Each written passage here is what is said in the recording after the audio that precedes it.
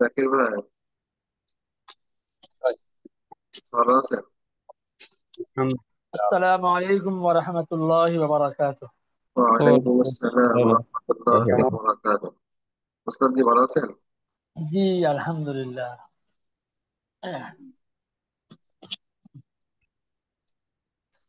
আপনারা সবাই কেমন আছেন? আলহামদুলিল্লাহ। আলহামদুলিল্লাহ। আলহামদুলিল্লাহ। আল্লাহ আপনাদের নিয়ে দোয়ায়।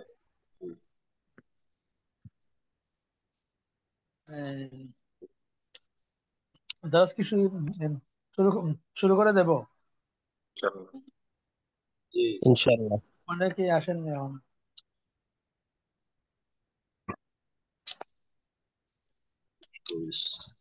بسم الله الرحمن الرحيم الحمد لله رب العالمين والعاقبة للمتقين والصلاة والسلام على سيد الأنبياء وأشرف المرسلين وعلى آله وأصحابه أجمعين.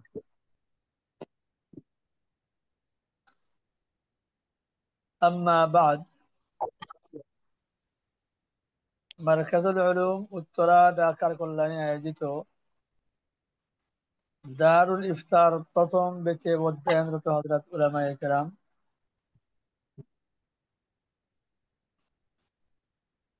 আজকে আমাদের নির্ধারিত দর্স আল ওয়াজিজ ফি উসুলিল ফিকহের পঞ্চম দর্স অনুষ্ঠিত হবে ইনশাআল্লাহ।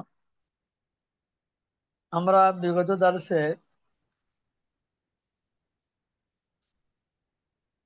হুকুম সম্পর্কে, হুকুমের পরিচয় সম্পর্কে উলামায়ে উসুলিনের আলোকে জানার বুঝার চেষ্টা করেছি। সুন্নত ইজমার পরিচয় জেনে এসেছি।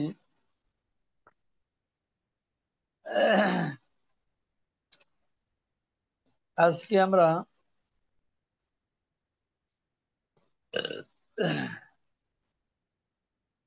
উসুলি উলামায়ে কেরামের তারিফ থেকে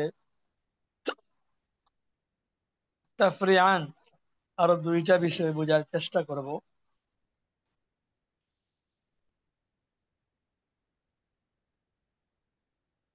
ومن تعريف الحكم عند الأصوليين يعرف أمران. 18 নম্বর। আপনারা পাইছেন তো ইনশাল্লাহ?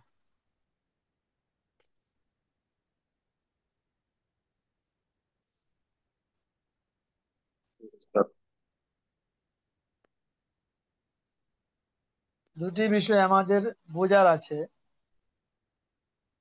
উলামায়ে উসুলিয়িন হুকুমের যে তারিফ করেছেন, সেই তারিফ থেকে প্রসঙ্গত আরো দুটি বিষয় আমাদের বোঝার আছে, আমরা বুঝতে পারবো। الأول أن خطاب الله تبارك وتعالى المتعلق بغير أفعال المكلفين لا يسمى حكما عند الأصوليين. মুকাল্লাফ বা মুকাল্লাফিন, মুকাল্লাফুন আল্লাহর পক্ষ থেকে দায়িত্বশীল বান্দা। একজন মানুষ যখন মুসলমান হয়ে যায়, প্রাপ্ত বয়স্ক হয়ে পড়ে, তখন সে আল্লাহর পক্ষ থেকে দায়িত্বশীল, দায়িত্বপ্রাপ্ত হয়ে পড়ে। বিভিন্ন জিম্মাদারি তার স্কন্ধে অবতারিত হয়। তো যাদের গাড়ে আল্লাহর পক্ষ থেকে জিম্মাদারি এসে নাজিল হয়, তাদেরকেই মুকাল্লাফিন বলা হয়, মুকাল্লাফুন বলা হয়। এক বচন মুকাল্লাফ, বহু বচন মুকাল্লিফ, মুকাল্লাফুন। তো কখনো কখনো আল্লাহ পাক রব্বুল আলামিনের খেতাব, আলোচনার ধরন দায়িত্বপ্রাপ্ত ব্যক্তিবর্গের কাজের বাইরের সাথে সম্পৃক্ত হয়ে থাকে। ওই খেতাবটা উসুলি উলামায়ে কেরামের মতে হুকুম হিসাবে আখ্যায়িত হয় না। লা ইউসাম্মা হুকমান ইনদাল উসুলিয়িন। আশা করি আপনাদের কথাটা বুঝে আসছে। মাঝে মধ্যে জিজ্ঞেস করব, আপনারা উত্তর দিবেন।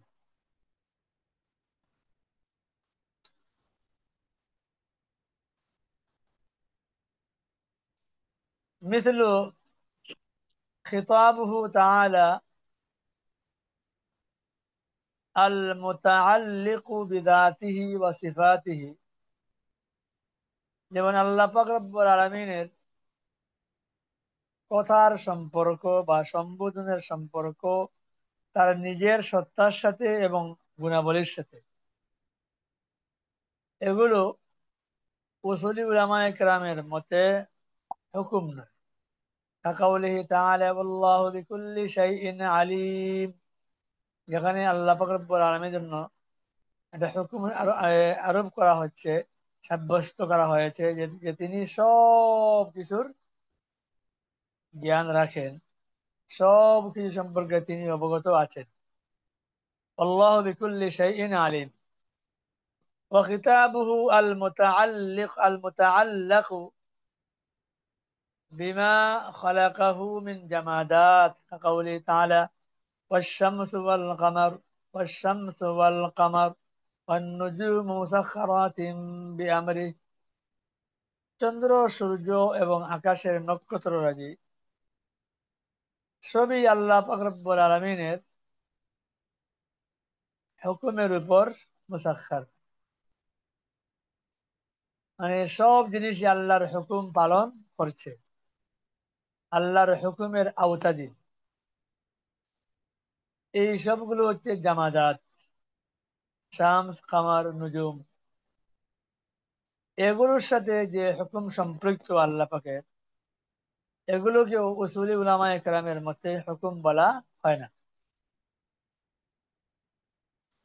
وقوله تعالى ألم نجعل الأرض مهادا والجبال أوتادا। আমি কি জমিনকে ফরশ বিছানা বানাইনি? ওয়াল জিবাল আওতাদা, আর পাহাড় পর্বতগুলোকে ওয়াতাদ মেঘ, লোহা, পেরাগ হিসেবে কি বানাইনি? وكذلك خطابه المتعلق بأفعال المكلفين ولكن لا على سبيل الطلب والتخيير والوضع كما في القصص القرآني في القصص القرآنية জীবনে القرآنية মসজিদ আইতো না كما في করোনা القصص القرآنية। এভাবে আল্লাহ পাক রব্বুল আলামিনের খেতাবের, আলোচনার, সম্বোধনের সম্পর্ক দায়িত্বপ্রাপ্ত ব্যক্তিবর্গের কাজের সাথে, তবে ভিন্ন আঙ্গিকে। ওয়ালাকিন লা আলা সাবিলি তলবি ওয়াত তাখয়ির ওয়াল ওয়াদা। তলব, তাখয়ির এবং ওয়াদার ব্যাখ্যা আমরা বিগত দর্শে শুনেছি। এক পারা বরং করে দিলে আল্লাহ পাক রব্বুল আলামিন মুকাল্লাফিন বান্দাদের সামনে কিছু উদাহরণ বা কিচ্ছা কাহিনী উপস্থাপন করেছেন,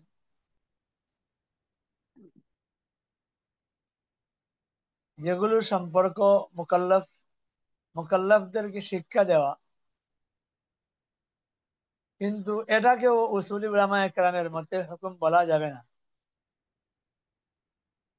কারণ এখানে তলব, তাখয়ির বা ওয়াজার অনুসারে এই হুকুমটা সম্পৃক্ত হয় নাই। কামা ফিল কিসাস আল কোরআনিয়া কাকাউলি তাআলা আলিফ লাম মিম গুলিবাতির রুম ফি আদনাল আরদি ওয়া হুম মিন বাদি গলাবিহিম সায়াগলিবুন ফি বিদ'i সিনিন। আল্লাহ পাক রব্বুল আলামিন হুরুফে মুকাত্তাত ব্যবহার করে মুকাল্লাফ বান্দাদেরকে খবর দিচ্ছেন, গলিবাতির রুম ফি আদনাল আরদ, নিকটবর্তী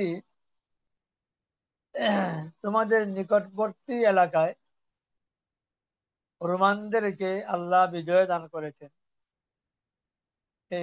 বিজিত করেছেন, পরাজিত করেছেন পারস্যদের মাধ্যমে, বা পারস্যরা রোমানদেরকে পরাজিত করেছে। তবে অচিরেই রোমানরা পারস্যকে পরাজিত করে বিজয় অর্জন করবে, ফি বিদঈ সিনিন, কয়েক বছরের ভিতরে।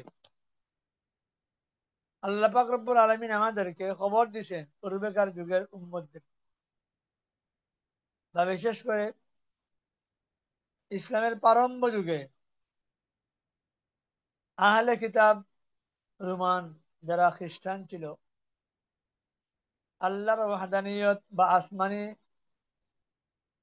ওহির বেলায় তারা মুসলমানদের একেবারে কাছাকাছি ছিল। আর পারস্যরা ছিল অগ্নি পূজক, মুশরিক, যারা এক আল্লাহকে বিশ্বাস করতো না।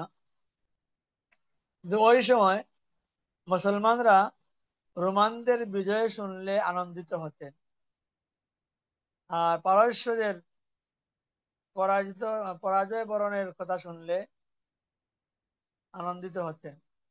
একবার ইসলামের প্রারম্ভ যুগে প্রাথমিক পর্যায়ে রোমানরা যুদ্ধে পারস্যদের হাতে পরাজয় বরণ করে। এতে মক্কার আহলে কুফফার কুরাইশরা বড় আনন্দিত হয়, আর মুসলমানরা রোমানদের পরাজয়ের কারণে একটু মনক্ষুণ্ণ হয়ে পড়েন। ও আল্লাহ পাক রব্বুল আলামিন ইসলামের প্রারম্ভ যুগের মুসলমানদের মনোরঞ্জন বা দিলজবি করার জন্য এই ভবিষ্যৎবাণী করেছেন। ইফলাম মিম গুলিবাতির রূম ফি আদনাল আরদি ওয়া হুম মিন বাদি গলাবিহিম সায়াগলিবুন ফি বিদঈ সিনিন।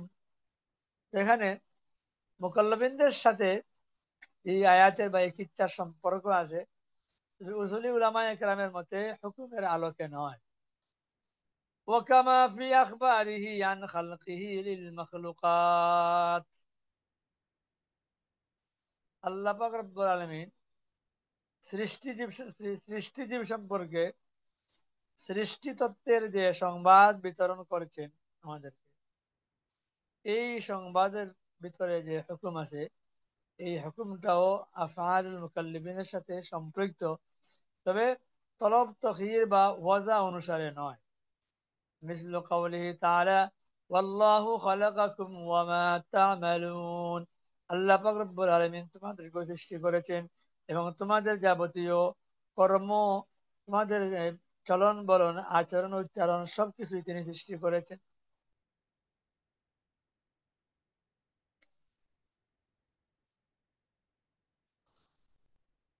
তাহলে প্রথম বিষয় গেল যে আল্লাহ পাক রব্বুল আলামিনের খেতাব সম্বোধন কখনো মুকাল্লিবিনদের কাজের বাইরে হয়ে থাকে, আবার কখনো মুকাল্লিবিনদের সাথেও হয়ে থাকে, তবে ওয়াজার তরিকায় নয়, তলবের তরিকায় নয়, বা তাখীরের পন্থায় নয়।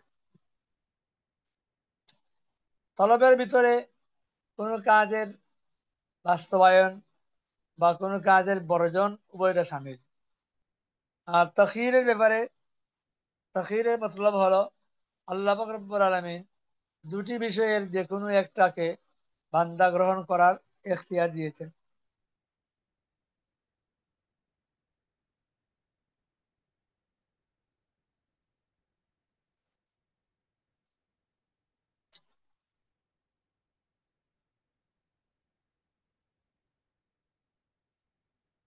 الثاني أن الحكم عند الأصوليين هو نفس خطاب الله تعالى، أي نفس النصوص الشرعية। উসুলি উলামায়ে কেরামের মতে হুকুমটা হলো ডাইরেক্ট আল্লাহ পাক রব্বুল আলামিনের বাণী, আন-নুসুস আশ-শারঈয়্যা। এটা কোরআনের আয়াত হতে পারে বা নবীজির হাদিস হতে পারে, যেহেতু দুটোটাই আল্লাহর পক্ষ থেকে ওহী। মা ইয়ানতিকু আনিল হাওয়া ইন হুয়া ইল্লা ওয়াহয়ুন ইউহা। তো ডাইরেক্ট এইসব নুসুসগুলি হচ্ছে আল্লাহ পাক রব্বুল আলামিনের পক্ষ থেকে হুকুম উসুলি উলামায়ে কেরামের মতে। আম্মা ইনদাল ফুকাহা, ফাল হুকমু হুয়া আসলু হাযাল খিতাব। ফুকাহায়ে কেরামের মতে হুকুম হচ্ছে যে এই নুসুসে শরঈয়া যেসব বিষয়ে ধারণ করছে, অর্থাৎ নুসুসে শরঈয়ার নতিজাই হচ্ছে, আসরটাই হচ্ছে মূলত হুকুম। আয়মা ইয়াতাযাম্মানুহু হাযাল খিতাব, আল্লাহর এই সম্বোধন যে জিনিস হামল করে এসেছে, ধারণ করে এসেছে, এগুলি হলো হুকুম। ফাকাউলুহু তাআলা ওয়ালা তাকরাবুজ জিনা, তোমরা ব্যভিচারের ধারে পাশে যেও না। ওয়াল হুকমু ইনদাল উসুলিয়্যিন, উসুলি উলামায়ে কেরামের মতে ওয়ালা তাকরাবুজ জিনা এই আয়াত ডাইরেক্ট হুকুম। আম্মা ইনদাল ফুকাহা, তবে ফুকাহায়ে কেরামের মতে ফাহুয়া আসরু হাযাল খিতাব, এই খিতাবের আসর বা নতিজাই হচ্ছে হুকুম। আয় মা তাযাম্মানাহু হাযান নাসসু শারঈ, যে এই শরঈ নস যে জিনিসটা শামিল রেখেছে সেটাই হচ্ছে মূলত হুকুম। ওহুয়া হুরমাতুজ জিনা, ব্যভিচার হারাম হওয়া, এটাই হচ্ছে মূলত হুকুম।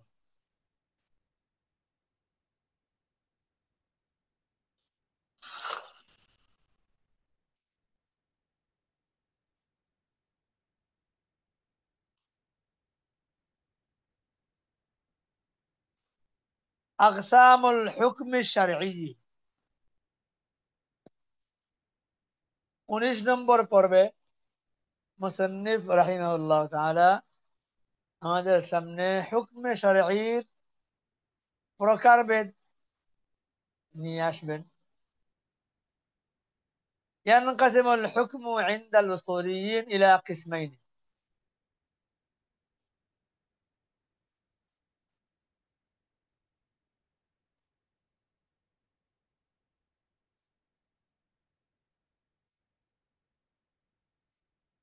আল আউয়ালু আল হুকমুত তাকলিফি, প্রথমটা হচ্ছে আল হুকমুত তাকলিফি,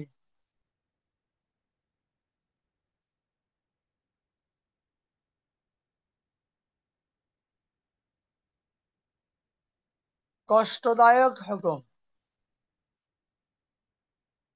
বা যে হুকুমের বাস্তবায়নে বান্দাদের কষ্ট অনুভূত হয়, এটাই হচ্ছে আল হুকমুত তাকলিফি। ওহুয়া মা ইয়াকতাদি তলাব আল ফি'লি আবিল কাফ আনহু, হুকমে তাকলিফি বান্দার কাছ থেকে কোনো কাজ তালাশ করে অথবা কোনো কাজের বর্জন তালাশ করে।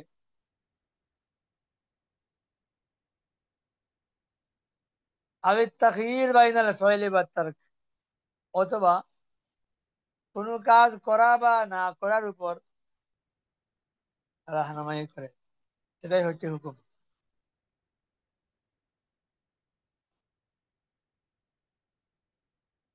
ওয়াইন্নামা সুম্মিয়া হাযা আন-নাও'উ বিল হুকম আত-তাকলিফি, এই প্রকারকে হুকমে তাকলিফি হিসাবে নামকরণ করার কারণ হলো লিআন্না ফীহি কালফাতান আলাল ইনসান, কারণ এখানে মানুষের উপর মুউনাত বা কষ্ট, মানুষের মাঝে কষ্ট হয়ে থাকে। লিআন্না ফীহি কালফাতান আলাল ইনসান, কারণ এই হুকমে তাকলিফের মাধ্যমে বান্দাকে কোন একটা কাজের আদেশ বা নিষেধ করা হয়, এটা করতে বা ছাড়তে বান্দার কষ্ট হয়। লিআন্না ফীহি কালফাতান আলাল ইনসান ওয়া হাযা যাহিরুন ফীমা তালাবা ফীহি আল-ফি'ল আও আত-তারক, যে কোন একটা কাজের আদেশ কিংবা নিষেধের বেলায় এই জিনিসটা একেবারে সুস্পষ্ট। আম্মা মা ফীহি তাখয়িরুন, তবে যে হুকুম পালনে বান্দাদেরকে ইখতিয়ার দেওয়া হয়, সেখানে তো এই তাকলিফের এই বিষয়টা অস্পষ্ট। ফাকাদ জাআলা আইদান, তবে এটাকেও হুকমে তাকলিফের অধীনে রাখা হয়েছে আলা সাবিল তাসামুহ ওয়াত তাগলিব আবিল ইস্তিদলাহ ওয়ালা মাশাআতা বিল ইস্তিলাহ,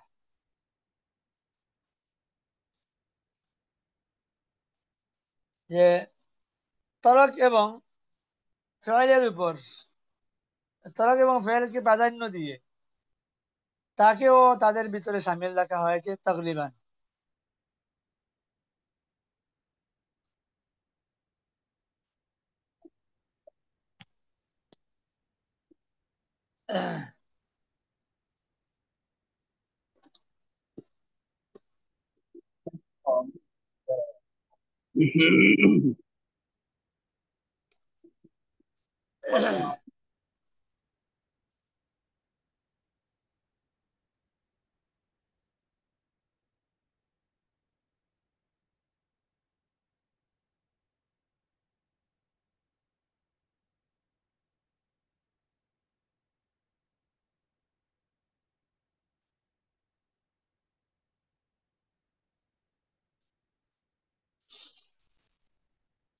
أو يقال إن اعتبار المباح من أقسام أحكام التكليف।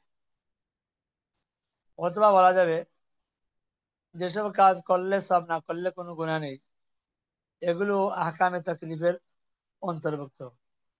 বিমানা আন্নাহু মুখতাসুম বিল মুকাল্লাফ, এর অর্থ হলো এটা যে এই মুবাহ কাজগুলো বা তাখয়ির সংক্রান্ত কাজগুলো মুকাল্লাফ বান্দাদের সাথে সম্পৃক্ত, এর বাইরে অন্যরা এ বিষয়ে মুকাল্লাফ নয়।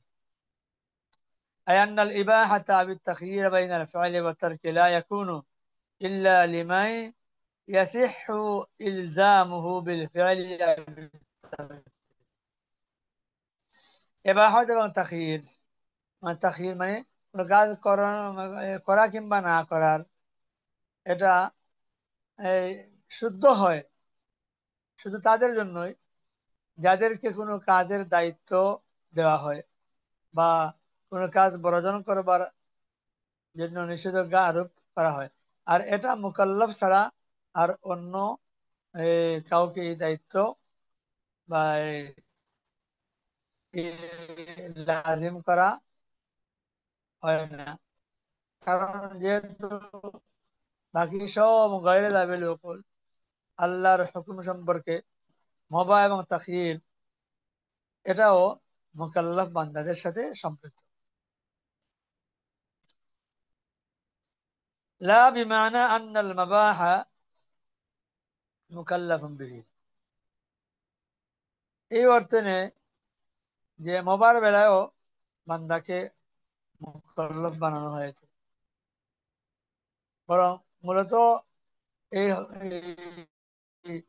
মুবাহ বিষয়ে বা তাখয়ির সংক্রান্ত বিষয়ে বান্দা মুকাল্লাফ না। কারণ বান্দাকে সরাসরি কষ্ট দেওয়া হচ্ছে না, সে চাইলে এই কাজ না করলেও কোনো সমস্যা নেই।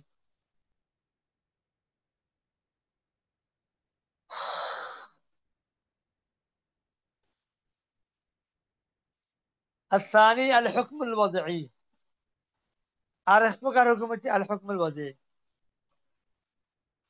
وهو ما يقتضي جعل شيء سببا لشيء آخر। হুকমে ওয়াজি'র মতলব বা ব্যাখ্যা হলো যে হুকমে ওয়াজি'i এটা চায় যে একটা বস্তুকে আরেকটা বস্তুর সবব বানায়, অথবা একটা বস্তুকে আরেকটা বস্তুর শর্ত বানায়, অথবা একটা বস্তুকে আরেকটা বস্তুর জন্য মানে প্রতিবন্ধক আখ্যায়িত বা সাব্যস্ত করে।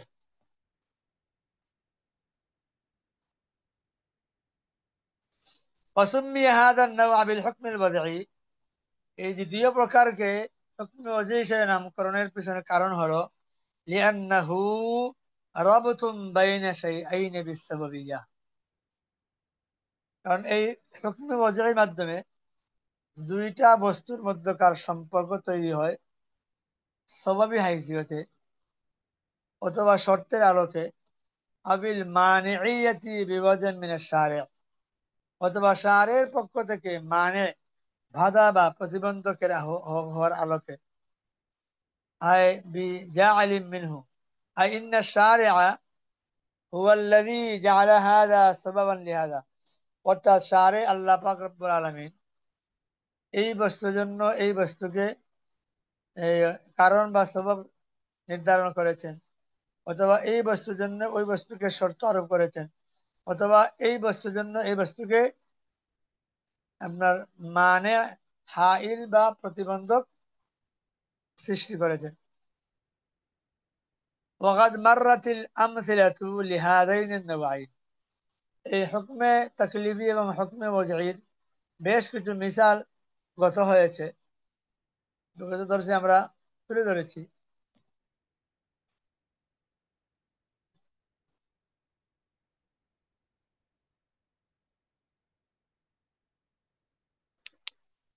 20 নম্বর পর্বে আমরা হুকমে তাকলিফি এবং হুকমে ওয়াজঈর মধ্যকার পার্থক্য বোঝার চেষ্টা করব।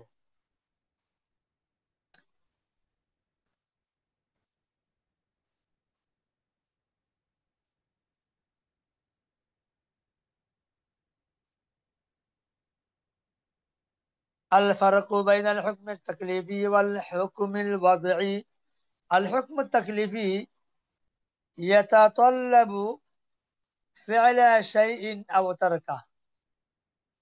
হুকমে তাকলিফি কোনো কাজ অনুসন্ধান করে অথবা কোনো কাজ বর্জনের বিষয়টাকে প্রাধান্য দেয়।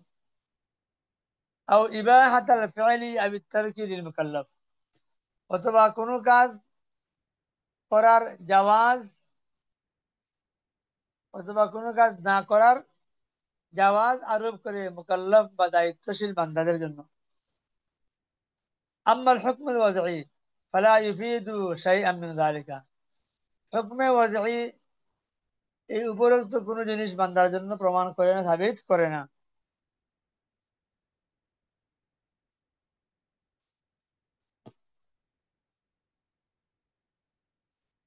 إذ لا يقصد به إلا بيان ما جعله الشارع سببا لوجود شيء, যে হুকম ওয়াজঈ দ্বারা মূলত এই জিনিসটাই প্রমাণ করা হয় যে আল্লাহ পাক রব্বুল আলামিন ওই জিনিসকে ওই জিনিসের কারণ, বা এই জিনিসকে ওই জিনিসের শর্ত, অথবা এই জিনিসকে ওই জিনিসের মানে বা প্রতিবন্ধক হিসাবে নির্ধারণ করেছেন। এই জিনিসটাই বোঝায় আল হুকমুল ওয়াজঈ দ্বারা।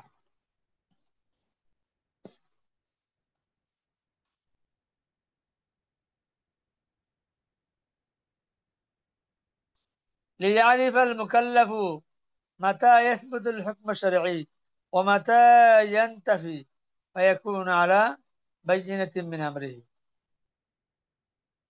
এই আল হুকমুল ওয়াজঈ দ্বারা বান্দাকে ওই জিনিসের দিকে রাহনুমাই করা হয় যে একজন বান্দা দায়িত্বশীল দায়িত্বপ্রাপ্ত বান্দা, যে কখন তার জন্য শরীয়তের হুকুম প্রমাণিত হবে আর কখন হবে না, এই জিনিসটাই বোঝানোর উদ্দেশ্য হুকমে ওয়াজঈর মাধ্যমে। গেল এক ফরক। এই ফরকের খুলাসা হলো যে হুকমে তাকলিফের মাধ্যমে বান্দাকে কোনো কাজের আদেশ বা নিষেধ করা হয়, অথবা বান্দাকে কোনো কাজের এখতিয়ার দেওয়া হয়। আর হুকমে ওয়াজঈর মাধ্যমে বান্দাকে কোনো কাজের আদেশ বা নিষেধ করা হয় না, বরং এই জিনিসটা জানান দেওয়া হয় যে ওই জিনিসটা ওই জিনিসের সবব, এই জিনিসটা ওই জিনিসের শর্ত, অথবা এই জিনিসটা ওই জিনিসের জন্য মুবাহ, এইটা বোঝানোর উদ্দেশ্য হয়ে থাকে।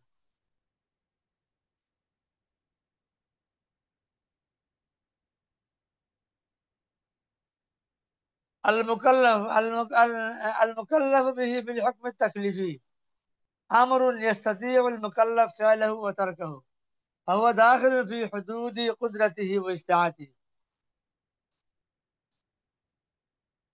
হুকমে তাকলিফের মধ্যে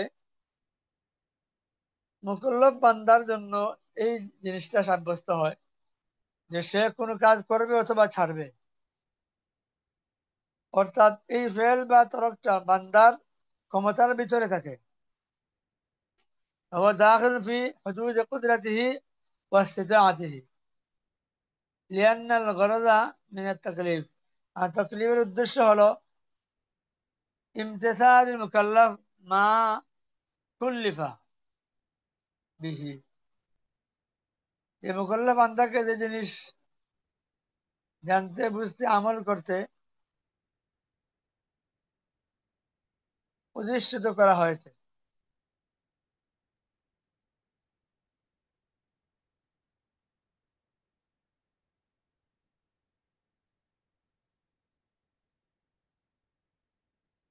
فإذا كان خارجا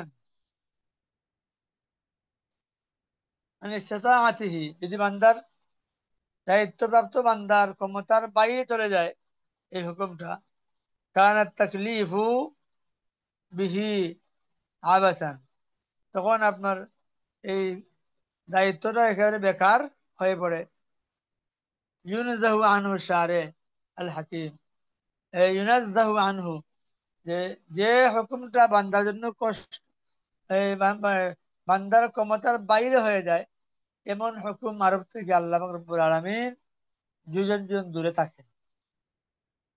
ولهذا كان من القواعد الشرعية الإسلامية ولا تكليف إلا بمقدور, যে ইসলামের শরীরে বান্দাকে তার ক্ষমতার ঊর্ধ্বে কোনো শক্তি দান করে না। বাই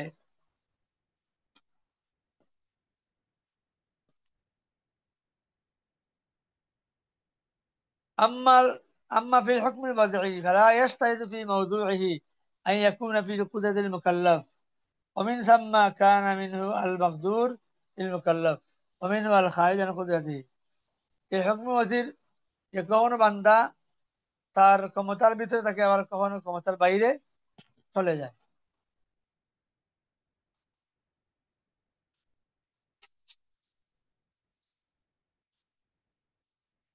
এখন হুকমে ওয়াজির কিছু মিসাল আপনাদের সামনে পেশ করবে।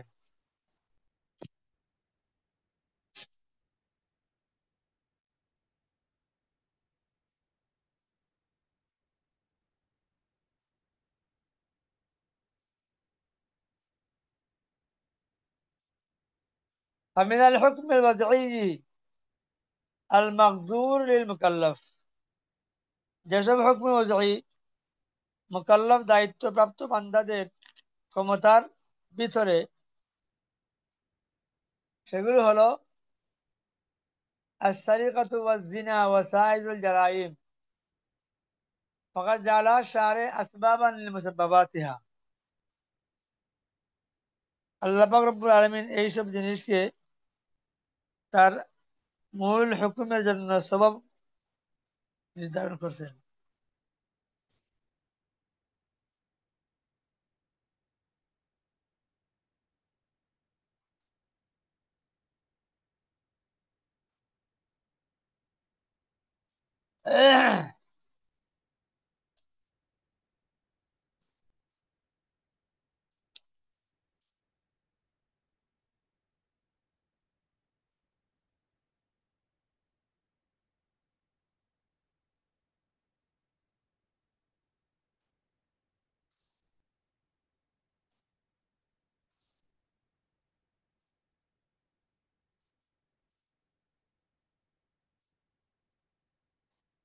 উলামায়ে কেরাম আসেননি, আমাকে সঙ্গ দিবেন।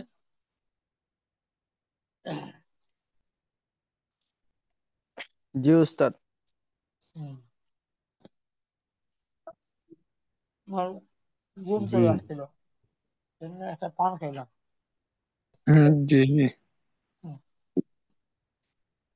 فمن الحكم الوضعي المقدور للمكلف, হুকম ওয়াজির মিসাল উদাহরণ পেশ করছেন السرقة والزنا وسائر الجرائم, চুরি, ব্যভিচার এবং সমস্ত অপরাধ, ফাকাদ জাআলা শারে আসবাবান লিমুসাব্বাবাতিহা, আল্লাহ পাক রব্বুল আলামিন বা শারে এই অপরাধগুলোকে শাস্তির কারণ নির্ধারণ করেছেন।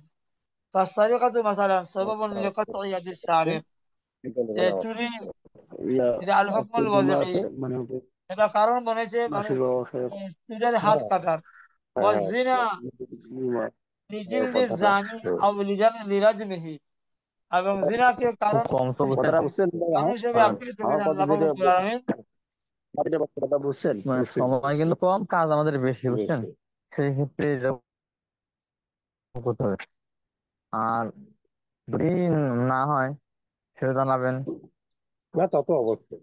এখানে না হলে আর এখানে এই ভাই পরীক্ষা বাইরের চালানো বয়স লাগবে। সবাই বন্ধ করেন, ক্লাস ভাই করাচ্ছেন। ওস্তাদ জি ক্লাস চলতেছে, এই অবস্থায় কে কথা বলতেছে?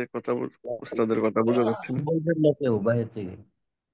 ভাই দয়া করে কথাটা বন্ধ করেন। فالسرقة مثلا سبب لقطع يد السارق، والزنا إيه، لجلد الزاني أو لرجمه। এবং জিনাকে আল্লাহ পাক রব্বুল আলামিন কারণ নির্ধারণ করেছেন ভাই সবাই স্বামী কথা বলবে স্ত্রীর না তো। বেত্রাঘাতের জন্য অথবা প্রস্তর কঙ্কর করে হত্যা করার কারণ হিসেবে এবং অপরাধ হিসেবে আল্লাহ সৃষ্টি করেছেন জিনাকে। ওয়াকাযা বাকিয়াতুল জারাইম, যত অপরাধ আছে প্রত্যেকটা অপরাধের শাস্তি আছে। যে অপরাধ হলো কারণ, আর শাস্তি হলো তার বিধান, তার হুকুম। وكذلك سائر التصرفات سائر العقود والتصرفات, লেনদেন সংক্রান্ত যত বিষয় আছে সবগুলোতে আল হুকমুল ওয়াজঈর অন্তর্ভুক্ত। فهي أسباب لآثارها الشرعية. فالبيع سبب لنقل ملكية, বয় এটাও একটা কারণ যে এর মাধ্যমে মালিকানা একজন থেকে আরেকজনের হাতে হস্তান্তর হয়। লিনাকলি মিলকিয়া। ওয়ান নিকাহ, নিকাহ আরেকটা হুকমে ওয়াজঈ। সাবাবুন লিল হিল্লি বাইনা যাওজাইন, স্বামী স্ত্রীর মধ্যকার অনেক জিনিসকে হালাল করে দেয়। ওয়াল ওযু শারতুন লিসিহহাতিস সালাহ, যে ওযু এটাও একটা কারণ ইল্লত, নামাজ শুদ্ধ হওয়ার জন্য।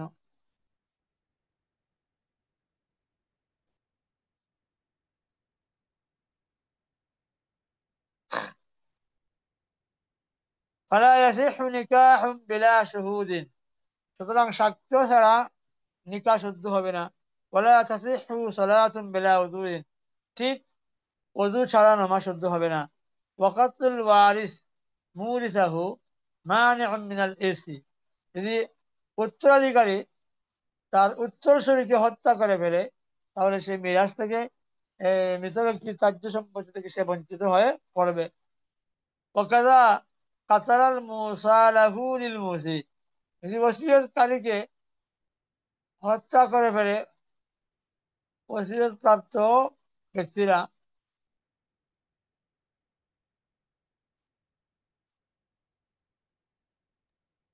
আল্লাহু আকবার। ومن الحكم الوضعي غير المقدور للمكلف حلول شهر رمضان, রমজানের আগমন যখন বান্দার সামনে আসে, কোন বান্দা তার ক্ষমতা নেই সে রমজানকে নিয়ে আসার,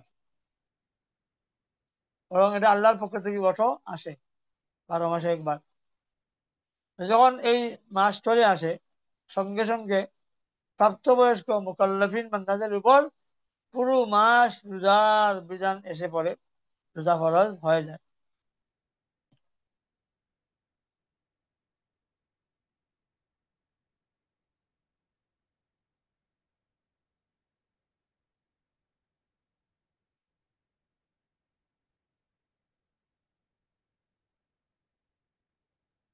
سبب لوجوب الصلاة, والقرابة سبب للميراث, আত্মীয়তা। وهذه الأسباب كلها غير مقدورة للمكلف, এইসব সবব বান্দার ক্ষমতার বাইরে, বান্দা চাইলেও এইসব কারণ নিজের মাঝে সৃষ্টি করতে পারবে না। وبلوغ الحلم شرط لانتهاء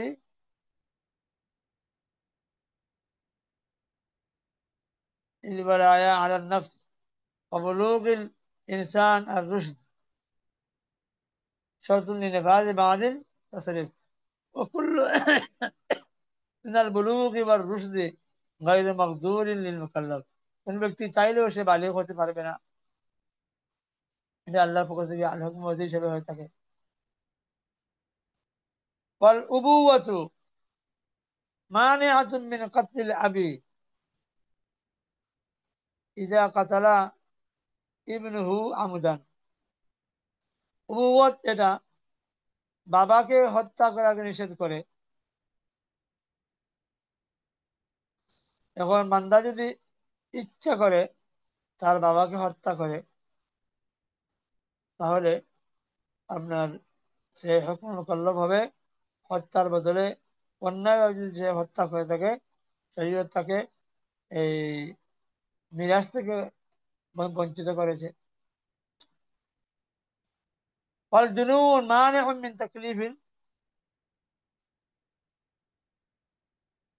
من انعقاد عقوده وكون الموسى له وارثا مانع من نفاذ الوصية على رأي أكثر منها وهذه الموانع كلها غير مقدورة للمتكلف। তাহলে এইসব প্রতিবন্ধকতা বা এইসব আসবাব বান্দার ক্ষমতার বাইরে। বান্দা চাইলেও রমজান মাসকে শাবান মাসে নিয়ে আসতে পারবে না। আল বাহসুস সানি আকসামুল হুকম তাকলিফি, গুরুত্বপূর্ণ আলোচনা আসছে ইনশাআল্লাহ। এই আজকে আলোচনা শুরু করলে শেষ করা যাবে না। আমরা আগামী সপ্তাহে আল বাহসুস সানি সম্পর্কে আলোচনা শুনবো, যেখানে ইসলামী শরিয়ার হুকুমকে 5 ভাগে ভাগ করা হয়েছে। ওয়াজিব বা ফরজ, নুজুব বা মুবাহ, হুরমত, কারাহত, এরপরে ইবাহত। এইসব বিষয়ের পরিচয় আমরা ইনশাআল্লাহ আগামী সপ্তাহে করব। কিন্তু আমার একটা দর্স আছে, একটু পরেই। আজকে আর আপনাদেরকে সময় দিতে পারছি না। আমাকে ক্ষমা সুন্দর দৃষ্টিতে দেখবেন পুরো সময়টা না দেওয়ার জন্য। কারো যদি কোনো প্রশ্ন থেকে থাকে আমরা 1-2 মিনিটে করতে পারি।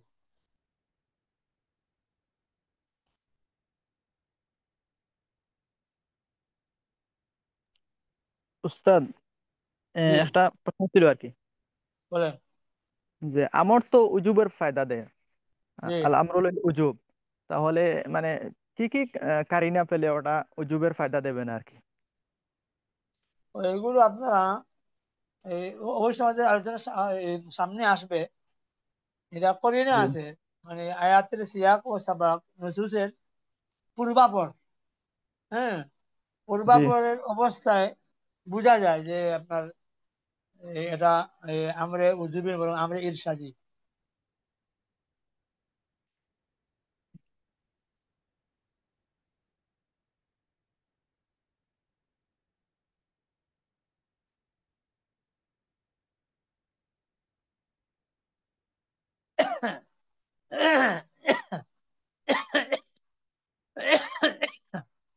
যেমন আমি দেখাই,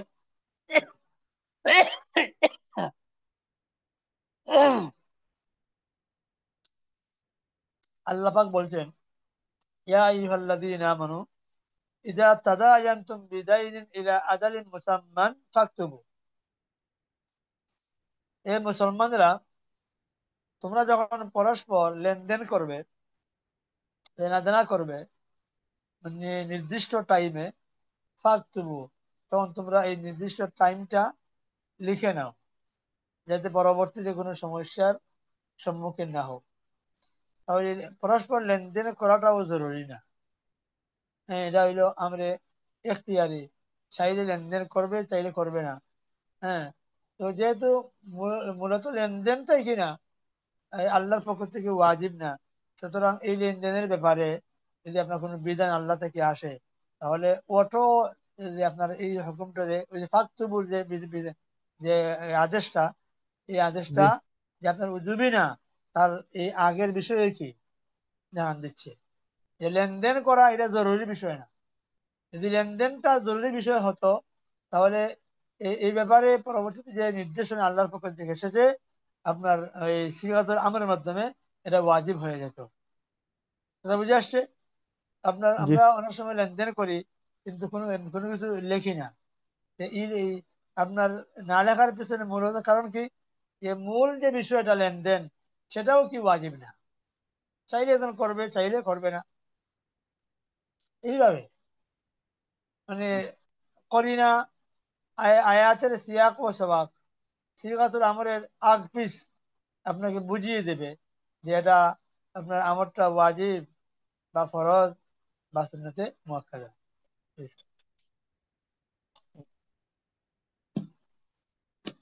জি ঠিক আছে জনাব।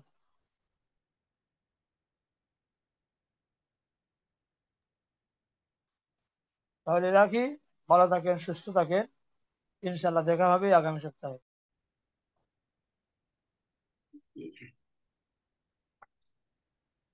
أعوذ بالله من الشيطان الرجيم. بسم الله الرحمن الرحيم.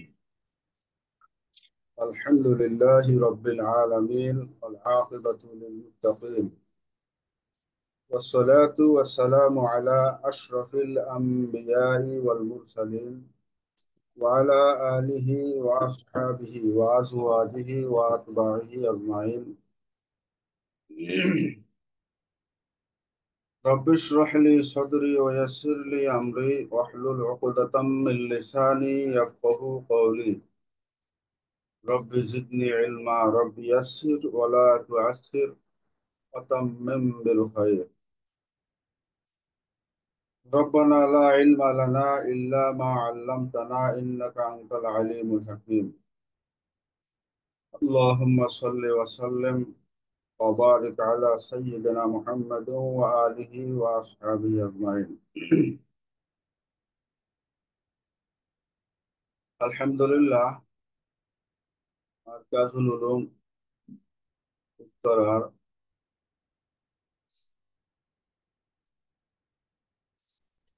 দারুল ইফতা বিভাগের অধ্যয়নরত হযরত উলামায়ে কিরাম, মহান রব্বুল আলামিনের শাহী দরবারে শুকরিয়া আদায় করছি যে রব্বুল আলামিন আমাদেরকে আজকের এই দর্শে সংযুক্ত হওয়ার তৌফিক দান করেছে। এই জন্য কালেমাতুর শুকর আদায় করছি, আলহামদুলিল্লাহ। আলহামদুলিল্লাহ। গত দর্শে আমরা এই কয়টা বিষয় আলোচনা করেছি এবং শেষ করার চেষ্টা করেছি। তন্মধ্যে ফতোয়ায়ের তারিফ তথা সংজ্ঞা পরিচয়, ফতোয়ায়ের প্রকারভেদ আমরা জেনেছি ইতিমধ্যে, এবং সর্বশেষ আমরা জেনেছি আল ফারকু বাইনাল ইফতা ওয়াল কদা। তো আমরা যতটুকুন দর্শ ইতিমধ্যে শেষ করেছি সেই দর্শের ভিতরে মৌলিক তিনটা প্রশ্নের উত্তর অলরেডি হয়ে গেছে। এক নম্বরে হচ্ছে মান আল ফাতুয়া লুগাতান ওয়া শারআন, এরপরে তাকসিমুল ফাতুয়া, এবং 3 নম্বরে আল ফারকু বাইনাল ইফতা ওয়াল কদা। এই বিষয়ে আমরা আলোচনা করেছি এবং চতুর্থ আরেকটা বিষয় আমরা গত দর্শে আলোচনা শুরু করেছিলাম, সেটা ছিল তাহাইয়ুবুস সালফে লিল ফাতাওয়া বা ফুতিয়া, অর্থাৎ সালফে সালেহিন তথা আমাদের পূর্ববর্তী উলামায়ে হাজারাত যারা এই ফতোয়ার কাজের আঞ্জাম দিয়েছিলেন, ফতোয়া প্রদানের ক্ষেত্রে তাদের কতটা ভীতি ছিল, কতটা তারা দ্বিধাগ্রস্ত ছিলেন এই ফতোয়া প্রদানের ক্ষেত্রে, সে বিষয়ে আমরা আলোচনা শুরু করেছিলাম। তো সেখান থেকে আপনারা স্ক্রিনে দেখতে পাচ্ছেন যে আমরা 13তম সাফা থেকে আজকে ইনশাআল্লাহ আমাদের পরবর্তী দর্শ শুরু করতেছি। 13তম সাফারও প্রথম অংশ আমরা আলোচনা ইতিমধ্যে শেষ করেছি, যেখানে মুসান্নেফ রাহিমাহুল্লাহ তিনি বলেছেন যে ফতোয়া একটা অত্যন্ত ঝুঁকিপূর্ণ জটিল বিষয়, যদিও এটা অত্যন্ত সম্মান এবং মর্যাদার বিষয়। আবার একজন মুফতি তিনি হচ্ছেন আম্বিয়া আলাইহিমুস সালাতু ওয়াস সালামদের ওয়ারিস। এখানে বলছে লিআন্নাল মুফতি ওয়ারিসুল আম্বিয়া সালাতুল্লাহি আলাইহিম ওয়াস সালাম। একজন মুফতি তিনি আম্বিয়া আলাইহিমুস সালামের ওয়ারিস, এবং তার যে দায়িত্বটা তিনি পালন করেন সেই দায়িত্বটা ছিল তার ফরজে কিফায়া। তবে এই ফরজে কিফায়া আদায় করতে গিয়ে তার কিন্তু ঝুঁকি অনেক বেশি। আর ولهذا قالوا المفتي موقع عن الله سبحانه وتعالى। আর এই জন্যই বলা হয় একজন মুফতি তিনি আল্লাহ সুবহানাহু ওয়া তাআলা এর প্রতিনিধি। আল্লাহ রাব্বুল আলামিন তিনি বান্দা বান্দীদেরকে সৃষ্টি করেছেন সুনির্দিষ্ট কতগুলো বিধিবিধান দিয়ে। সেই বিধিবিধানগুলো তো আল্লাহ রাব্বুল আলামিন তিনি সরাসরি সাধারণ বান্দা বান্দীদেরকে তিনি সরাসরি গাইড দিবেন না, বরং তার পক্ষ থেকে উলামা হযরত আম্বিয়া আলাইহিমুস সালাম তাদের দায়িত্বটা পালন করে গেছেন এবং তাদের অনুপস্থিতিতে তারা চলে যাওয়ার পরে এখন তাদের ওয়ারিস হিসাবে উলামায়ে কেরাম আল্লাহ তাআলার এই দায়িত্বটা করে। এবারে আমরা যদি কেউ সম্ভব হয় আজকের আমাদের যেখান থেকে দর্শ শুরু হচ্ছে ফায়াজিবু আলাল মুফতি, এখান থেকে কেউ যদি পারেন একটু ইবারত করতে পারেন কিনা একটু দেখুন তো। স্ক্রিনে দেওয়া আছে, এখান থেকে একটু ইবারত করতে পারেন, এরকম আছে। بسم جی الله سر الرحمن بسم الرحيم. الله الرحمن الرحيم. فيجب على المفتي أن يشعر بخطورة منصب الإفتاء، وأنه ليس إبداء للآراء الشخصية أو تحكيما للعقل المجرد أو تفعيلا للعواطف النفسية، وإنما هو تبيين لما شرع الله سبحانه وتعالى لعباده من شرائع وأحكام لحياتهم الفردية والاجتماعية التي تضمن لهم السعادة الأبدية في الدنيا والآخرة. وكفى لخطورة هذا المنصب ومهابته أنه نبات عن الله عز وجل وعن رسوله صلى الله عليه وسلم في بيان শুকরান أحكام শুকরান, الدين. আলহামদুলিল্লাহ। তো আমরা আলোচনা শুরু করব। যতটুকুন আমরা আলোচনা ইতিমধ্যে শেষ করেছি এরপর থেকে ফায়াজিবু আলাল মুফতি, যেহেতু এই দায়িত্বটা অত্যন্ত জটিল বিষয়, যদিও অনেক মর্যাদার বিষয়, কিন্তু তাকে মনে রাখতে হবে যে তিনি আল্লাহ পাকের প্রতিনিধি, তিনি আম্বিয়া আলাইহিমুস সালাতু ওয়াস সালামদের একজন ওয়ারিস। তো এক্ষেত্রে তাকে ফায়াজিবু আলাল মুফতি আন ইয়াশউরা বিখুতুরাতিল মানসাবিল ইফতাহ। তো সেক্ষেত্রে একজন মুফতির উপরে ওয়াজিব হচ্ছে সে অনুধাবন করবে তার ইফতার এই পজিশন, ইফতার এই মর্যাদার যে ঝুঁকিপূর্ণ বিষয়গুলো আছে এগুলির প্রতি তাকে খেয়াল রাখতে হবে, তাকে অনুধাবন করতে হবে। ওয়ান্নাহু লাইসা ইবদাআন লিল আরা'i শাখসিয়্যা, মানে একজন মুফতি তার ব্যক্তিগত কোনো মতামতকে প্রকাশ করবে এই অধিকার কিন্তু একজন মুফতির নেই। আও তাহকিমান লিল আকলিল মুজাররাদ, এমনি ভাবে শুধুমাত্র তার ব্যক্তিগত যে বুদ্ধিমত্তা, এই বুদ্ধিমত্তা অনুযায়ী সে বিধান চালু করবে বা বিধান সে জারি করবে, এটাও তার অধিকার নেই। আও তাফঈলান লিল আওয়াতিফিন নাফসিয়্যা, কিংবা তার এই অধিকারটাও থাকবে না যে সে তার ব্যক্তিগত করুণা বা আবেগ, হ্যাঁ, এটাকে সে বাস্তবায়ন করবে। ওয়াইন্নামা হুয়া তুবাইয়িনু লিমা শারা আল্লাহু সুবহানাহু ওয়া তাআলা লিইবাদিহি, বরং একজন মুফতির জন্য কাজ হচ্ছে যে তিনি বর্ণনা করবেন লিমা শারা আল্লাহু সুবহানাহু ওয়া তাআলা, আল্লাহ সুবহানাহু ওয়া তাআলা যেই বিধানগুলো দিয়েছেন লিইবাদিহি তার বান্দাদের জন্য, মিন শারাইআ যেই সমস্ত পথ নির্দেশনা ও আহকাম এবং যে সমস্ত বিধিবিধান আল্লাহ সুবহানাহু ওয়া তাআলা দিয়েছেন, এটাকে তিনি আল্লাহ পাকের পক্ষ থেকে বয়ান করবেন, স্পষ্টভাবে তিনি এটাকে প্রকাশ করবেন। এটা হচ্ছে একজন মুফতির কাজ।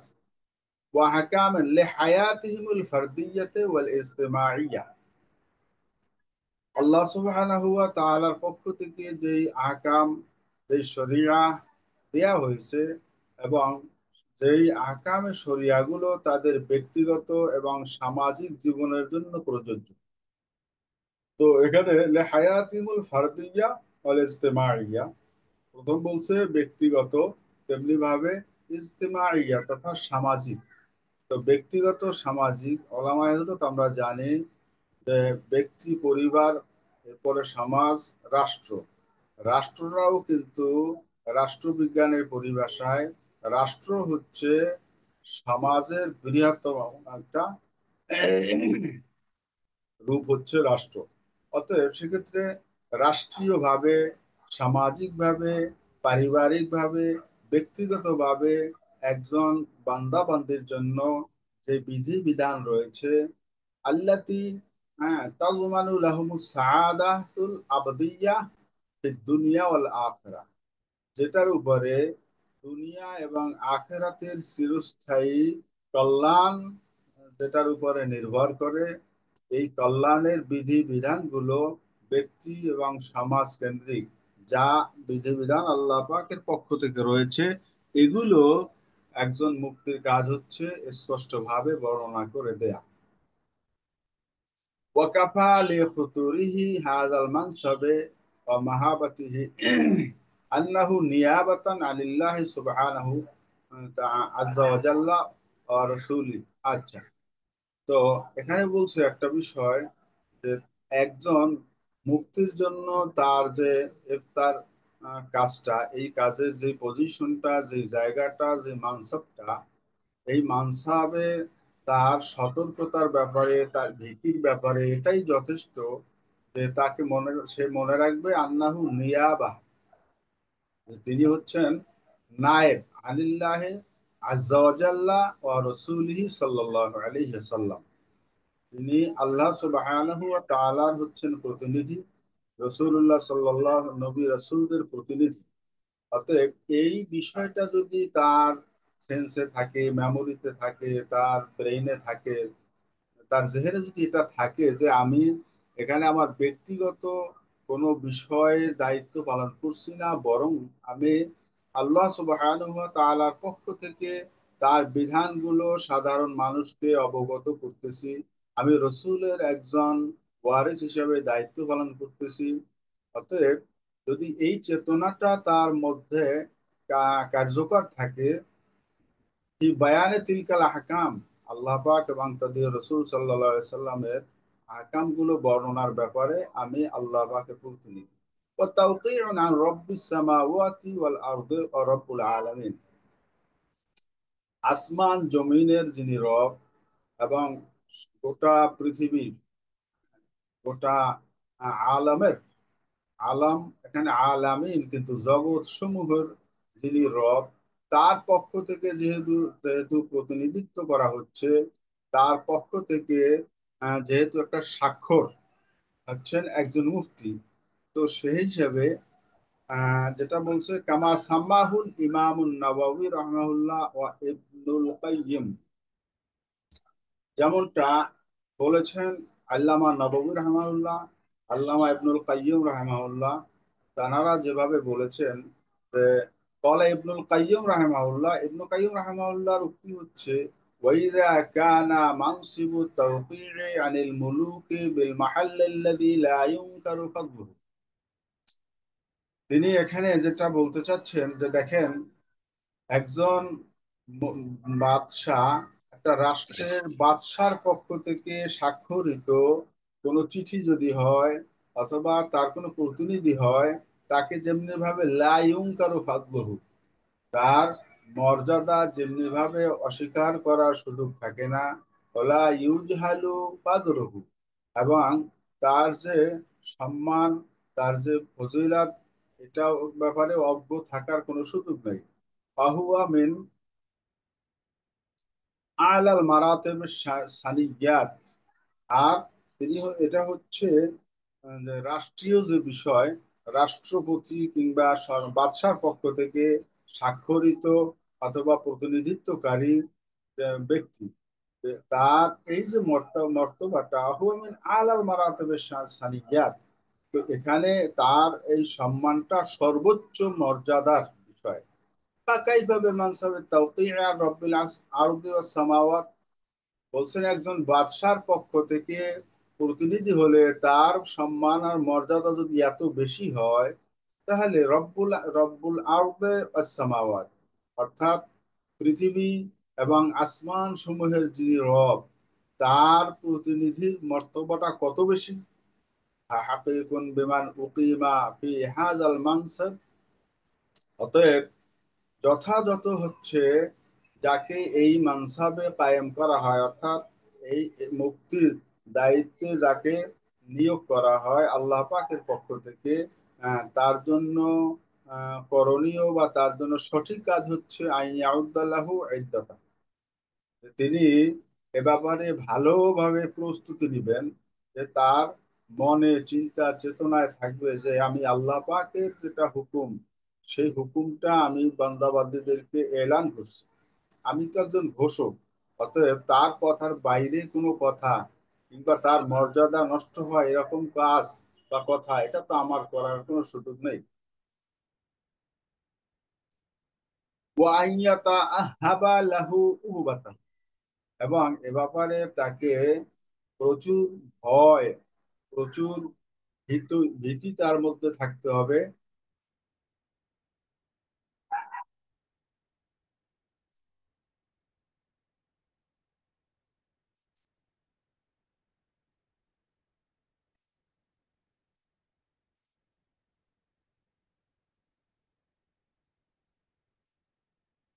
আচ্ছা, এরপর আরেকটা বিষয় হচ্ছে আইয়ালামা কাদরাল মাকাম আল্লাযী উকিমা ফীহি। এরপরে তাকে একটা বিষয় জানতে হবে, তার মানে একটা জিনিস তাকে মনে রাখতে হবে যে কদরাল মাকাম আল্লাযী উকিমা ফীহি, তাকে যেই জায়গাটায় কায়েম করা হয়েছে, তাকে যেই দায়িত্বটা দেওয়া হয়েছে, ওই দায়িত্বের মর্যাদাটা কত বেশি, এটাও তাকে মনে রাখতে হবে, এটাও তাকে জানতে হবে। ওয়ালা ইয়াকুনু ফি সাদরিহি হারাজুন মিন কাওলিল হাক্কি ওয়াস সাদঈ বিহি। এখানে বলছে দেখেন, যেহেতু সে আল্লাহ পাকের প্রতিনিধি, আল্লাহ রসুল সাল্লাল্লাহু আলাইহি ওয়াসাল্লামের তিনি হচ্ছেন নায়েব, ওয়ারিস। তো ওয়ারিস হওয়ার কারণে তার মনের মধ্যে ব্যক্তিগত কোনো দুর্বলতা স্থান পাবে না, যেহেতু সে তো তার ব্যক্তিগত দায়িত্ব পালন করছে না। এই জন্য বলছি ওয়ালা ইয়াকুনু ফি সাদরিহি হারাজুন মিন কাওলিল হাক্কি ওয়াস সাদঈ বিহি, যে তার অন্তঃকরণের মধ্যে কোনো প্রকারের হারাজ থাকবে না, এবং আপনার সত্য বলার ব্যাপারে কোনো দ্বিধা, কোনো সংকোচ, কোনো দ্বিধা সংকোচ দুশ্চিন্তা এটা তার ভিতরে আসতে পারবে না, বরং অকুণ্ঠ চিত্তে তাকে যেই বিষয়ে যেই শরঈ রায় রয়েছে, শরঈ বিধান রয়েছে, আল্লাহ পাকের হুকুম রয়েছে, আল্লাহর হাবিবের হুকুম রয়েছে, এই বিষয়টাকে সে পরিষ্কারভাবে স্পষ্ট অকুণ্ঠ চিত্তে দ্বিধাহীন চিত্তে সে সেটা বলে যাবে, হক থেকে সে কখনোই বিচ্যুত হবে না। আইনাল্লাহ নাসিরুহু ওয়া হাদিহি, যেহেতু একজন আল্লাহ পাকের প্রতিনিধি, তাকে সাহায্য করা, তাকে সঠিক রাস্তা দেখানো, এটা তো আল্লাহ তাআলারই দায়িত্ব, আল্লাহ পাকেরই দায়িত্ব। অতএব হক কথা বলতে গিয়ে যদি কোনো প্রকারের বিপদের সম্মুখীন হই, এ ধরনের দুশ্চিন্তা করে, হ্যাঁ, একটা ফতোয়ার ব্যাপারে হক কথা বলা থেকে আহ, বিরত থাকা যাবে না, বরং এখানে মনে রাখতে হবে যে আল্লাহ সুবহানাহু ওয়া তাআলাই আমাকে প্রয়োজনীয় সাহায্য করবেন, আমাকে সঠিক পথ দেখাবেন। ওয়া কাইফা ওয়া হুয়াল মানসিবুল্লাযী তাওয়াল্লাহু বিনাফসিহি রব্বুল আরবাব। এখানে বলছে যে ওয়াকাইফা, কিভাবেই বা সেটা হবে না, আল্লাহ তাআলা সাহায্য করবেন না কেন? কারণ অহুয়াল মানসিবুল্লাযী তাওয়াল্লাহু বিনাফসিহি রব্বুল আরবাব, যিনি সকল রবের রব অর্থাৎ মহান রব্বুল আলামিন, তিনিই তো তাকে এই দায়িত্বে নিয়োজিত করেছেন। অতএব এই দায়িত্বে নিয়োজিত যাকে করেছেন তাকে সাহায্য করা, তাকে সঠিক পথ বাতলে দেয়া, এটা তো আল্লাহ তাআলারই জিম্মায় পড়ে, দায়িত্বে পড়ে, এবং সেই দায়িত্বটা আল্লাহ সুবহানাহু ওয়া তাআলা পালন করবেন। অতএব এখানে উলামায়ে কেরামের মধ্যে, মুফতিয়ানে ইজমের মধ্যে কোনো প্রকারের জন্য দুর্বলতা, কোন ধরনের কুটিলতা কিংবা দ্বিধাগ্রস্ততা, সংকোচ বোধ এটা যেন না হয় হককে প্রকাশ করতে, হক ফতুয়া দেওয়ার ব্যাপারে। ফাকালা তাআলা, আল্লাহ সুবহানাহু ওয়া তাআলা দেখেন এ ব্যাপারে বলতেছেন, ওয়াস্তাফতুনাকা ফিন নিসাই কুলিল্লাহু ইউফতিকুম ফিহিন্না ওয়া মা ইউতলা আলাইকুম ফিল কিতাব। সূরা আন-নিসা এর 127 নম্বর আয়াত। আল্লাহ সুবহানাহু ওয়া তাআলা বলতেছেন, ওয়াস্তাফতুনাকা ফিন নিসা, হে রাসূল সাল্লাল্লাহু আলাইহি ওয়াসাল্লাম, তারা আপনার কাছে ফতোয়া চাইবে ফিন নিসা, নারীদের ব্যাপারে। কুলিল্লাহু ইফতিকুম ফিহিন্না, বলে দিন যে তাদের ব্যাপারে ফতোয়া তো আল্লাহ সুবহানাহু ওয়া তাআলাই দিবেন। আর ওমা ইউতলা আলাইকুম ফিল কিতাব, এবং কিতাবের ভিতরে যা থেকে, কিতাবের মধ্যে যা তোমাদের কাছে তেলাওয়াত করা হয়। তো এখানে মাওজুয়া ইস্তেশাদ কি? এখানে আমাদের এখানে সাবেত করা হচ্ছে যে আল্লাহ সুবহানাহু ওয়া তাআলা একজন মুফতিকে ইফতায়ের দায়িত্ব অর্পণ করে তাকে মুফতির জায়গায় বসিয়েছেন। তো সেক্ষেত্রে তিনি আল্লাহ তাআলার প্রতিনিধি। কিভাবে হলো? এই আয়াত দিয়া মুসান্নিফ রাহিমাহুল্লাহ সাবিত করছেন যে দেখেন, আল্লাহ তাআলা বলছেন কুলিল্লাহু ইউফতিকুম ফিহিন্না, নারীদের ব্যাপারে ফতোয়া আল্লাহ সুবহানাহু ওয়া তাআলা দিবেন। ফতোয়া বা রায় বা সমাধান এটা আল্লাহ আল্লাহ সুবহানাহু ওয়া তাআলা দিবেন। অতএব যেই কাজটা তো আল্লাহ তাআলা করবেন, কিন্তু আপনার জবানিতে, একজন মুফতির জবানিতে কিন্তু সেই ফতোয়াটা জারি করা হচ্ছে। অতএব আল্লাহ তাআলা দিবেন বলেছেন, তিনি যার জবান থেকে দিয়ে দিতেছেন তিনি হচ্ছেন তারই প্রতিনিধি, তারই নিয়োগকৃত লোক। সেই হিসাবে তার ফজিলত মর্তবা কিন্তু অনেক, এবং এই বিষয়টা তাকে খুব গুরুত্বের সঙ্গে বিবেচনা রাখতে হবে। ওয়াকাফা বিমা তাওয়াল্লাহুল্লাহু তাআলা বিনাফসিহি শারফান ওয়া জালালাতান, এবং এটা যথেষ্ট যে আল্লাহ সুবহানাহু ওয়া তাআলা স্বয়ং মর্যাদা এবং সম্মানিত জায়গায় তাকে অলি বানিয়েছেন, প্রতিনিধি বানিয়েছেন। ইয়াকুল, যেমনটা তিনি বলছেন ফি কিতাবিহি, কোরআনুল কারীমের মধ্যে,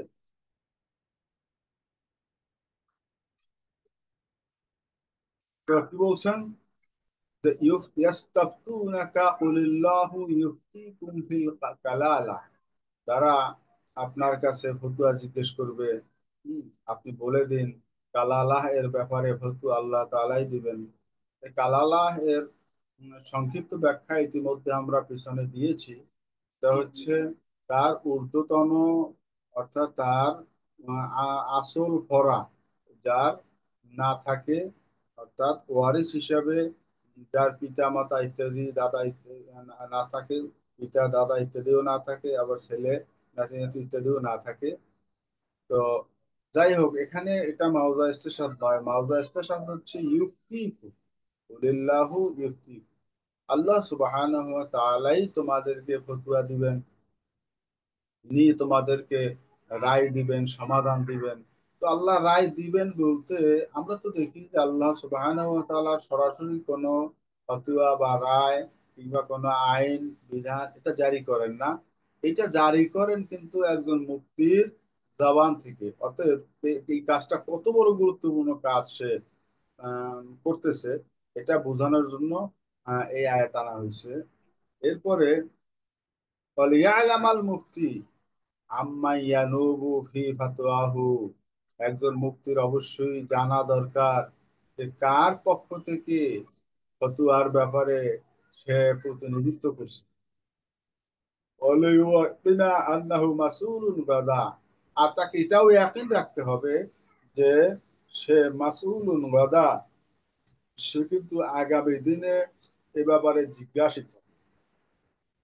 ওয়া মাওকুফুন বাইনা ইয়াদাইল্লাহ, আর সে যে রায়টা প্রকাশ করছে, সে যে ফতোয়াটা দিচ্ছে, এই ফতোয়াটা দেওয়ার সময় সে কিন্তু আল্লাহ সুবহানাহু ওয়া তাআলা এর সামনে অবস্থান করছে।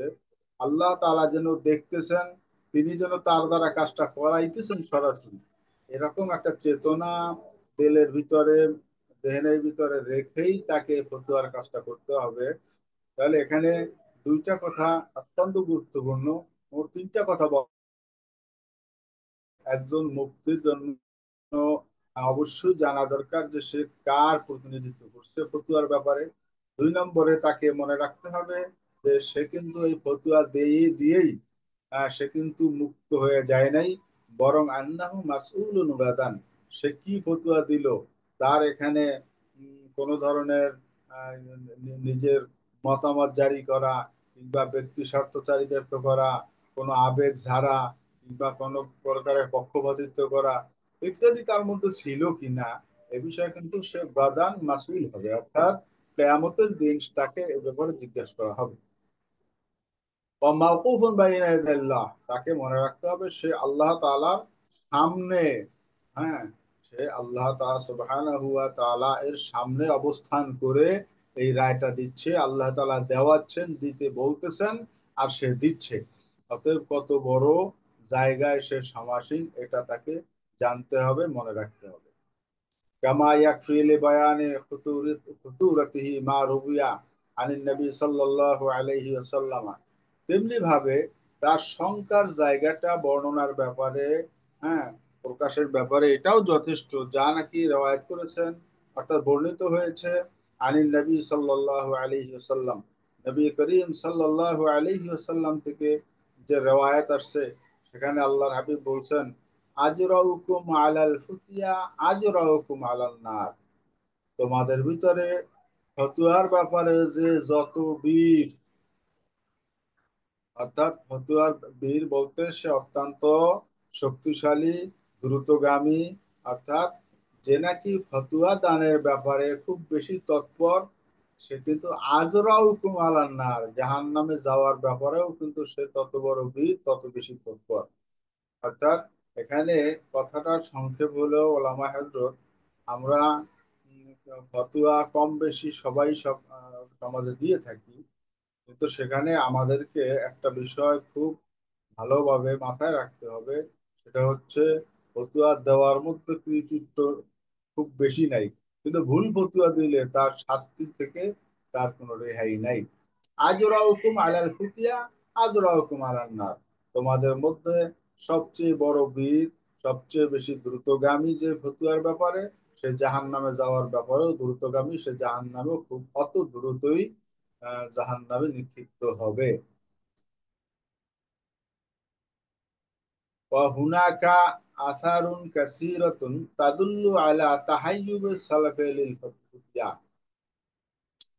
এর পরে অংশে মুসান্নিফ রাহিমাহুল্লাহ তিনি বলতেছেন এখানে অনেকগুলো আসার রয়েছে যেটা তাদুল্লু আলা তাহাইয়ুবি সালাফি লিল ফুতিয়া, যেটা নাকি দালালত করে তাহাইয়ুবুস সালাফে, সালেফে সালেহিনদের ভীতি, তাদের দ্বিধাগ্রস্ততা, দিল ফতুয়া, ফতুয়া দেওয়ার ব্যাপারে বলছেন যে ফতুয়া দেওয়ার ব্যাপারে সালেফে সালেহিনদের মধ্যে যে ভীতি কাজ করতো, তারা কতটা সাবধান ছিলেন, সতর্ক ছিলেন, এটা দালালত করবে এরকম অসংখ্য আসার রয়েছে। এবং তাহাররুজিহিম মিন জালিকা মাহমা আমকান, এবং তাদের কতটা সাবধানতা ছিল, সতর্কতা ছিল এ ব্যাপারে, যতদূর সম্ভব, যতদূর সম্ভব নাজকুরু মিনহা কামা ইয়ালি। তো কি বলছে, আমরা নিম্নে এর থেকে অংশ বিশেষ আলোচনা করব। আচ্ছা, এর মধ্যে দেখেন আমরা একটু মনে রাখবো এখানে ওলামায়ে কেরাম, আমি প্রশ্নের পয়েন্টটা একটু মনে করিয়ে দেই, তাহলে আপনাদের মানে এখন এটা গ্রহণ করতে একটু সুবিধা হবে।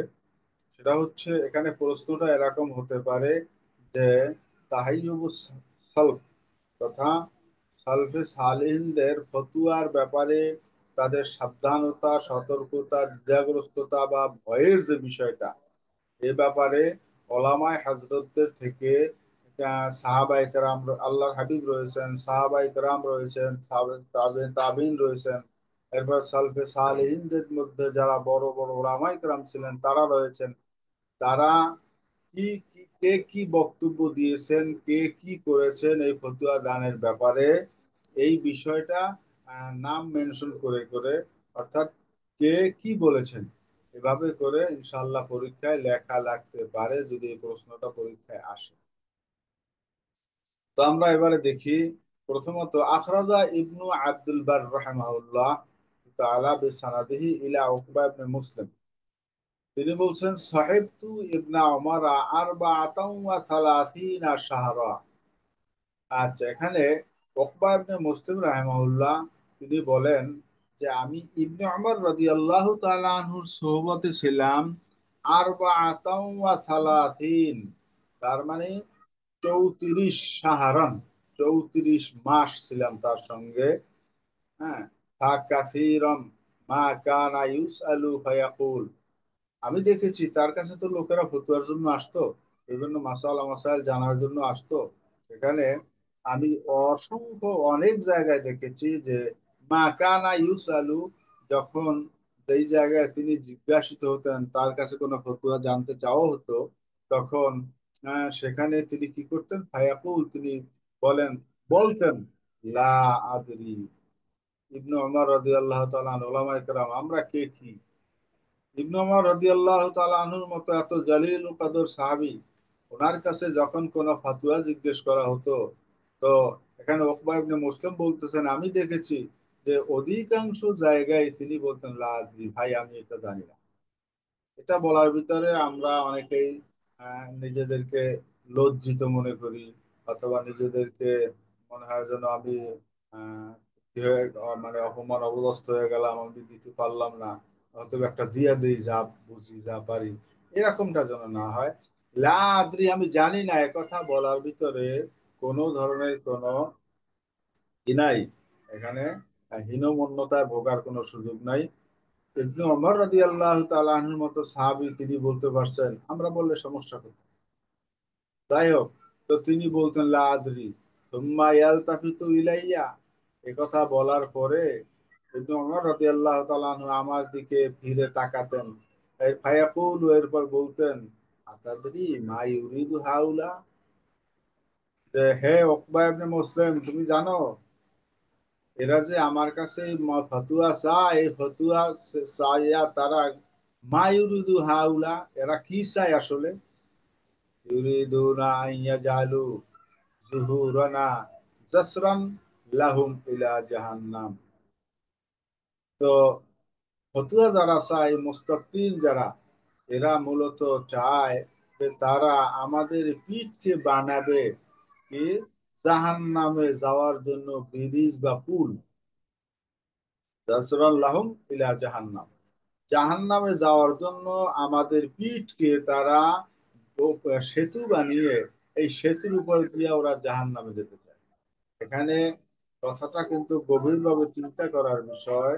সেটা হচ্ছে, আমি রায় দিলাম, এই রায়টা যদি খোদা আল্লাহ না করুক ভুল হয়ে যায়, ভুল হয়ে গেলে এই রায় মতো, এই ফতুয়া অনুযায়ী যদি সমাজের লোকেরা কোনো কাজ করে বসে, যেই কাজটা অন্যায় হয়ে গেছে, তাহলে কি হবে?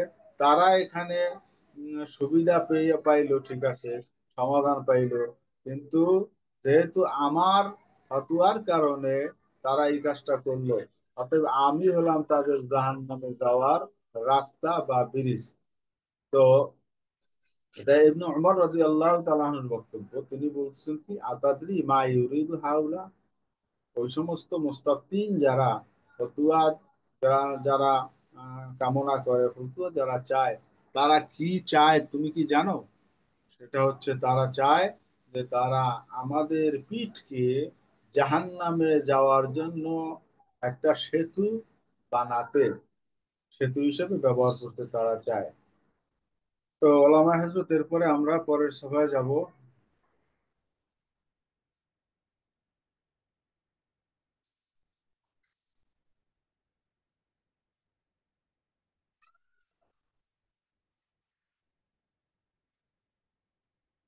وقال الخطيب البغدادي رحمه الله تعالى في باب الزجر عن التسرع إلى الفتوى مخافة الزلل।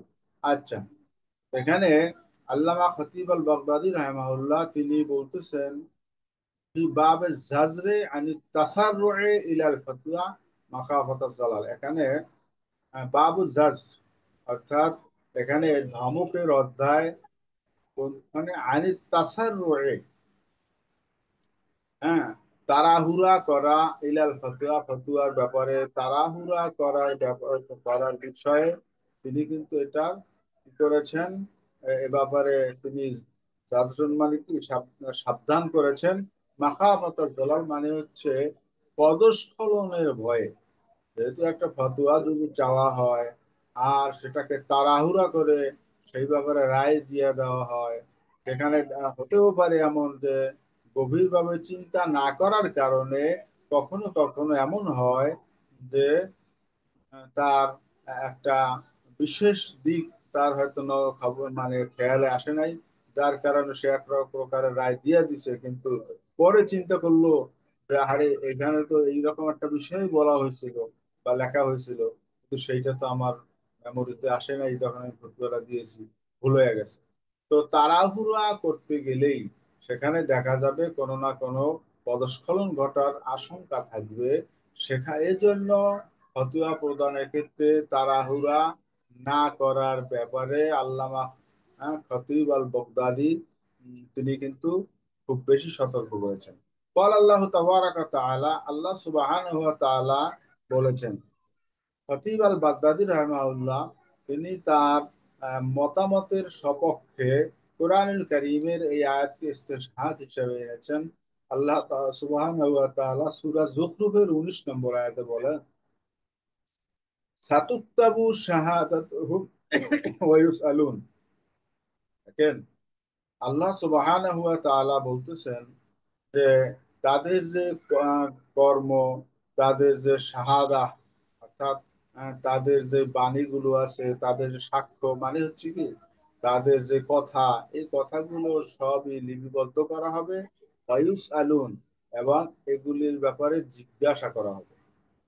তো একজন বান্দাবান্দি যখন কোনো একটা বিষয়ে শাহাদার কাজ করবে, অর্থাৎ সে কি করবে যে এইটাই আল্লাহ পাকের হুকুম, এটাই আল্লাহ রসুলের হুকুম, এটাই হচ্ছে শরীয়র বিধান, এ ব্যাপারে যখন সে সাক্ষ্যটা দিবে, আল্লাহ সুবহানাহু ওয়া তাআলা বলতেছেন যে তার এই সাক্ষ্যটা লিখে রাখা হবে, ওয়ায়ুস আলুন, এবং এ ব্যাপারে আবার জিজ্ঞাসাও করা হবে। শুধুমাত্র আপনি ফতুয়া দিয়ে দিলেন এখানেই শেষ হয়ে গেল, ব্যাপারটা এমন নয়, বরং এটা আবার জিজ্ঞাসা করা হবে যে এটা তুমি যে আমার পক্ষ থেকে আমার বান্দা বান্দীদের জন্য তুমি যে শরিয়া বলে চালিয়ে দিয়েছো, কিংবা এটা এই ইসলামের আইন, আল্লাহ পাকের আইন, আল্লাহ রসুলের আইন, এটা বলে তুমি যে চালিয়ে দিয়েছো, হ্যাঁ, এটা সঠিক ছিল কিনা, তুমি এটা পরখ না করে কেন দিয়েছো, এ ব্যাপারে জিজ্ঞেস করা হবে। وقال تعالى, আল্লাহ সুবহানাহু ওয়া তাআলা সূরা আহজাবের ৮ নম্বর আয়াতে বলতেছেন, লিয়াসআলা সাদিকিনা আন সিদকিহিম। এখানে আবার ভিন্ন কথা, সাদিকিনদেরকে তাদের সিদক সম্পর্কে সুয়াল করা হবে। এখানে সাদিকিন বলতে প্রথমত নবিয়িন, যারা আম্বিয়ায়ে কেরাম, তারা সত্যবাদী ছিলেন। হ্যাঁ, এর পরবর্তী সময় যারা সাহাবায়ে কেরাম বা আইম্মা, যারা তারা যে দায়িত্ব পালন করে গিয়েছেন, যারা আল্লাহ সুবহানাহু ওয়া তাআলার পক্ষ থেকে মনোনীত হয়ে পয়গম্বরগণ যে দায়িত্ব পালন করেছেন, তাদের দায়িত্ব সম্পর্কেও তারা যে সত্য সঠিক বাণী প্রচার করেছে, এই বিষয়টাও কিয়ামতের দিন জিজ্ঞাসাবাদ করা হবে যে তুমি যে আমার পক্ষ থেকে দায়িত্বটা পালন করেছো, সেখানে তোমার অবস্থান কি, যাদের কাছে সাথে মানে যাদের নিকটে তুমি এই বাণী পৌঁছিয়েছো বা দায়িত্ব পালন করেছো, তাদের অবস্থান কি, এ ব্যাপারে তাদের মানে সারাটা কেমন ছিল, ইত্যাদি বিষয় নবী রাসূলদেরকেও জিজ্ঞাসা করা হবে। এমনি ভাবে সমাজে যারা আল্লাহ এবং তার রসুলের আইনকে, বিধানকে, আল্লাহ সুবহানাহু ওয়া তাআলার হুকুম আহকামকে যারা জারি করবে, তাদেরকেও কিয়ামতের ময়দানে কিন্তু জিজ্ঞেস করা হবে। তো এরপর আল্লাহ সুবহানাহু ওয়া তাআলা অন্য আয়াত সূরা কফ 18 নম্বর আয়াত, সেখানে আল্লাহ সুবহানাহু ওয়া তাআলা বলেন, মা ইয়ালফিযু মিন কাওলিন ইল্লা লাদাইহি রাকীবুন আতীদ। আল্লাহ সুবহানাহু ওয়া তাআলা বলতেছেন যে এমন একটা শব্দ উচ্চারিত হবে না যেই শব্দটা এক একজন রকিব এবং আতীদ আছে। অর্থাৎ এই আমরা তো জানি আল্লাহ সুবহানাহু ওয়া তাআলা তিনি আমাদের একটা আমলনামা দিয়ে দিয়েছেন, আমাদের গ্রীবাদেশে কিন্তু একটা মেমোরি কার্ড সেট করা আছে, একটা মেমোরি কার্ড সেট করা আছে। যেমনটা আল্লাহ সুবহানাহু ওয়া তাআলা তিনি কোরআনুল কারীমের মধ্যেই বলছেন যে আহ, আহ, সেখানে এখানে আয়াতে পরিষ্কার করে বলা আছে যে আমি তাদের গ্রীবাদেশে কি করেছি, তার মেমোরি সেট করে রেখেছি, যেটা কিয়ামতের ময়দানে তাদের সামনে প্রকাশ করা হবে, ওটাকে প্লে করা হবে। তো ওয়াকানাতি সাহাবা রাদিয়াল্লাহু তাআলা রিদওয়ানুল্লাহি আলাইহিম আজমাইন লা তাকাদু তুফতি ইল্লা ফিমা নাযাল। তো এখানে আমরা এর আগে যতটুকু আয়াত দ্বারা তিনখানা আয়াতে আয়াতাংশ আনা হয়েছে, সেই আয়াতের দ্বারা এখানে যেটা সাবেত হলো যে আমাদের প্রত্যেকটা কথাই কিন্তু রেকর্ড হচ্ছে, প্রতিটা কথাই আমাদের রেকর্ড হচ্ছে, এবং আমাদের কথার মধ্যে কোনো প্রকারের ভুল বিচ্যুতি ঘটলে এটা রেকর্ড থাকতেছে।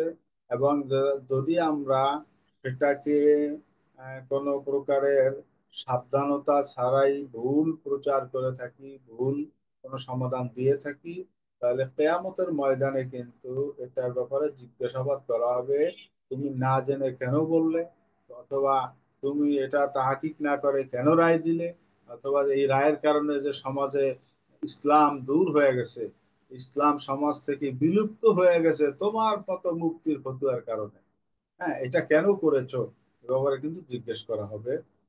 তো এরপরে যেটা বলছে ওয়াকানাতি সাহাবা রাদিয়াল্লাহু আলাইহিম আজমাইন, সাহাবায়ে কেরাম রাদিয়াল্লাহু তাআলা আলাইহিম আজমাইন লা তাকাদু তুফতি ইল্লা ফিমা নাযাল, তারা কোনো ফতুয়া দিতেন না, কি বলছে, তারা কোনো ফতুয়া দিতেন না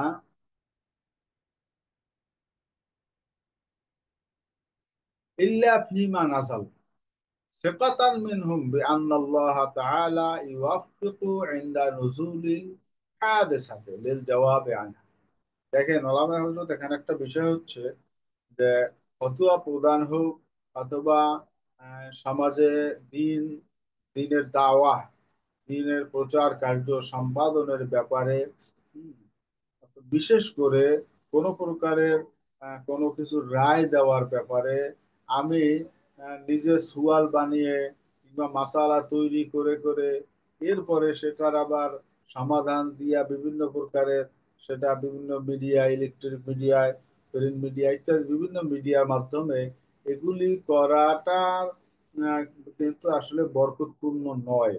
যেটা আমরা এইখান থেকে দেখি, সাহাবায়ে কেরাম রিদওয়ানুল্লাহি তাআলা আলাইহিম আজমাইন তারা যেটা করেছেন যে লা তাকাদু তুফতি ইল্লা ফিমা নাযাল, সংগঠিত কোনো বিষয় ছাড়া তারা ফতুয়ার কাছেও যেতেন না। অর্থাৎ যেটা বাস্তবে ঘটেছে এবং তার কাছে রায় চাওয়া হয়েছে, সেক্ষেত্রে ওই বিষয়টাই তিনি রায় দিয়েছেন, কিন্তু তারা এরকমটা করতে যান নাই যে এটা হলে এটা করবে, ওইটা হলে ওইভাবে করবে, এটা হলে এভাবে করবে, এটা তারা বলতে যান নাই। সেকাতান মিনহুম, আচ্ছা তারা কোনো ঘটনা ঘটলে তখন রায় কেন দিতেন, যে তাদের একটা আস্থা ছিল, তাদের একটা বিশ্বাস ছিল যে বিআন্নাল্লাহ তাআলা ইউওয়াফিকু, আল্লাহ সুবহানাহু ওয়া তাআলা তাকে তৌফিক দিবেন ইনদা নুজুলিল হাদিসাতি লিল জাওয়াবি আনহা, যে যে ঘটিত কোনো একটা ঘটনা, এই ঘটনার পরিপ্রেক্ষিতে তার কাছে যেহেতু আসছে, হুম, এখানে বানানো কোনো ফতুয়া নয়, অর্থাৎ বিভিন্ন প্রকারের মাসালা বানিয়ে বানিয়ে তার সমাধান নয়, বরং ঘটে গেছে একটা ঘটনা, এই ঘটনাটা যার রায় বা ফতুয়ার জন্য আমার কাছে এসেছে, অতএব এখানে আল্লাহ সুবহানাহু ওয়া তাআলা এর সমাধানের তৌফিক আমাকে দিবেন, এই আস্থাটা তাদের ছিল। এখানে নিজের কোনো মনোবৃত্তি পূরণের উদ্দেশ্য ছিল না, নিজেকে জাহের করার কোনো উদ্দেশ্য ছিল না, নিজেকে বড় কিছু মনে করার বিষয় ছিল না। ওয়াকানা কুল্লু ওয়াহিদিন মিনহুম ইয়াওয়াদ্দু আন্না সাহিবাহু কাফাহুল ফতোয়া, আর তাদের প্রত্যেকেই কিন্তু চিন্তা করতেন যে অন্যজনই ফতুয়ার ব্যাপারে যথেষ্ট। তার মানে এখানে আমার কোনো বড়াই জাহের করা বা আমি দিতে পারলে আমি একটু বড় আলেম হিসেবে, বড় মুফতি হিসেবে, অথবা বড় জানাশোনা ব্যক্তি হিসেবে কি আমি আজকে প্রকাশ পাইতাম, এরকম কোনো মানসিকতা তাদের ছিল না, বরং তারা সব সময় নিজে ফতুয়া না দিয়ে অন্যের দিকে এটাকে রেফার করতেন, অন্যদিকে অন্যের প্রতি তিনি তারা সাহাবায়ে কেরাম পরস্পরে একজন অন্যজনের দিকে কি করতেন, পাঠায় দিতেন। ثم أخرج الخطيب بسنده عن البراء بن عازب رضي الله عنه قال لقد رأيت 300 من أهل بدر। তো এখানে আল্লামা খতিব তিনি বারা ইবনে আযিব রাদিয়াল্লাহু তাআলা আনহু থেকে বর্ণনা করেন যে তিনি বলছেন, হযরত বারা ইবনে আযিব বিশিষ্ট সাহাবী, তিনি বলতেছেন রাআইতু সালাসা মিয়াতিন মিন আহলে বদর, আহলে বদরের মধ্য থেকে আমি 300 লোককে দেখেছি। সালাসা মিয়া, 300 লোককে বদরি সাহাবী আমি দেখেছি। কিন্তু মা মিনহুম মিন আহাদিন ইল্লা ওয়া হুয়া ইউহিব্বু আন ইয়াকফিয়াহু সাহিবুহু আল-ফাসা। এই 300 বদরি সাহাবী তারা আল্লাহর হাবিবের সোহবতে ছিলেন। এই লোকগুলো সব সময় তারা পছন্দ করতেন যে তার যে অন্য সঙ্গী আছে ওই সঙ্গী ফতুয়া দানের ব্যাপারে যথেষ্ট, ওই সঙ্গী ফতুয়া দিবেন, নিজে ফতুয়া দানের কার্যক্রম থেকে বিরত থাকার চেষ্টাই তারা করতেন। তো 300 বদরি সাহাবীদের যে একটা বর্ণনা এখানে দেয়া হলো, এই বদরি সাহাবী এবং প্রথম সারির সাহাবী যাদের ব্যাপারে আল্লাহ তাআলা জান্নাতের সার্টিফিকেট দিয়ে দিয়েছেন যে তোমরা যাই করো না কেন ফাইন্না মাওয়াইদাকুমুল জান্নাহ, তোমাদের জন্য ঠিকানা হচ্ছে বেহেশত, জান্নাত। এই সার্টিফিকেট পেয়েও কিন্তু এই সাহাবীরা নিজেরা ফতুয়া দানের জন্য আগে আসতেন না, বরং তার কাছে কেউ ফতুয়া চাইলেও তিনি অন্যের কাছে পাঠাতেন যে এটা তার কাছে যান, তিনি সমাধান দিবেন বা ফতুয়া দিবেন। এমনি ভাবে ওয়ানিল ইমাম শাফিঈ রাহিমাহুল্লাহ قال ما رأيت أحدا جمع الله فيه من آلة الفتوى فتيا ما جمع في ابن عيينة। আচ্ছা, এখানে ইমাম শাফিঈ রাহিমাহুল্লাহ বলতেছেন যে আমি আমি দেখি নাই, মা রাআইতু আহাদান, আমি কাউকে এমন দেখি নাই, জামা আল্লাহু ফিহি মিন আলাতিল ফুতিয়া, ফতুয়ার আলা, আলা মানে হচ্ছে কি যন্ত্র, তার মানে হচ্ছে ফতুয়া দেওয়ার জন্য প্রয়োজনীয় যে জ্ঞান, প্রয়োজনীয় যে ইলম থাকা দরকার, আল্লাহ সুবহানাহু ওয়া তাআলা, আমার দেখা মতে আল্লাহ সুবহানাহু ওয়া তাআলা ইবনে উয়াইনার মধ্যে যেই যোগ্যতা হ্যাঁ দিয়েছেন ফতুয়া দানের ব্যাপারে, তার মতো অত বেশি যোগ্য আমি কাউকে দেখি নাই, অথচ তিনি ফতুয়া দান থেকে বা ফতুয়া দানের ব্যাপারে প্রায় চুপ থাকতেন। وعن سفيان بن عيينة رحمه الله قال أعلم الناس بالفتوى أسكتهم فيه। আল্লামা সুফিয়ান ইবনে উয়াইনা রাহিমাহুল্লাহ তিনি বলতেছেন যে মানুষের ভিতরে ফতুয়ার ব্যাপারে সর্বাধিক জ্ঞানী ওই ব্যক্তি, আলামুন নাস সর্বাধিক জ্ঞানী সর্বাধিক জ্ঞাত ওই ব্যক্তি যে নাকি আসকাতুহুম ফিহে, যে ফতুয়া দানে যে ব্যক্তি বেশি চুপ থাকে সেই হলো বেশি জ্ঞানী। আর আজহালুন নাস বিল ফতোয়া আনতাকুহুম ফিহে, আর ফতুয়ার ব্যাপারে যে নাকি খুব বেশি কথা বলে সে হলো সবচেয়ে মানুষের ভিতরে বড় জাহেল, অর্থাৎ সে হলো মূর্খ। তো এখানে সুফিয়ান ইবনে উয়াইনা রাহিমাহুল্লাহর বক্তব্য কি, আলামুন নাস বিল ফতোয়া আসকাতুহুম ফিহি ওয়া আজহালুন নাস বিল ফতোয়া আনতাকুহুম ফিহি। সুফিয়ান ইবনে উয়াইনা রাহিমাহুল্লাহ বলতেছেন যে ফতোয়ার ব্যাপারে সবচেয়ে জ্ঞানী ব্যক্তি সে যেই ব্যক্তি ফতোয়ার ব্যাপারে যত বেশি চুপ থাকে, আর ফতুয়ার ব্যাপারে সবচেয়ে বেশি বড় জাহেল হচ্ছে সে যে ফতুয়া নিয়ে বেশি কথা বলে। আনতাকুহুম। ওয়ান বিশর ইবনে আল-হারিস রাহিমাহুল্লাহ قال মান আহাব্বা আন ইউসআলা ফালাইসা বিআহলিন আন ইউসআলা। এখানে চমৎকার একটা কথা ওলামা হযরত দেখেন, ওয়ান বিশর ইবনে আল-হারিস রাহিমাহুল্লাহ তিনি বলতেছেন মান আহাব্বা আন ইউসআলা, যেই লোকটা সে পছন্দ করে, যে চায় যে আইয়ুস আলা, যে তার কাছে জিজ্ঞেস করা হোক, অর্থাৎ যার কাছে মাসালা চাওয়া হোক, আমার কাছে লোকেরা মাসালা চাক আর আমি সেই মাসালার ফতোয়া দিব, এইটা যে পছন্দ করে, যেটা চায়, হ্যাঁ, হযরত বিশর ইবনে হারিস রাহমাহুল্লাহ তিনি বলতেছেন ফালাইসা বে আহলান আইয়ুসালা, আসলে বাস্তবতা হচ্ছে তার কাছে ফতুয়া চাওয়া হবে, এইটা যে চায় সে আসলে ফতুয়া দেওয়ার যোগ্যই না। ফালাইসা বে আহলান, নয় সে উপযুক্ত যোগ্য, আইয়ুসালা, তার কাছে সুয়াল করা হবে এটার যোগ্য সে না, অর্থাৎ সে প্রকৃতপক্ষে মুক্তি না।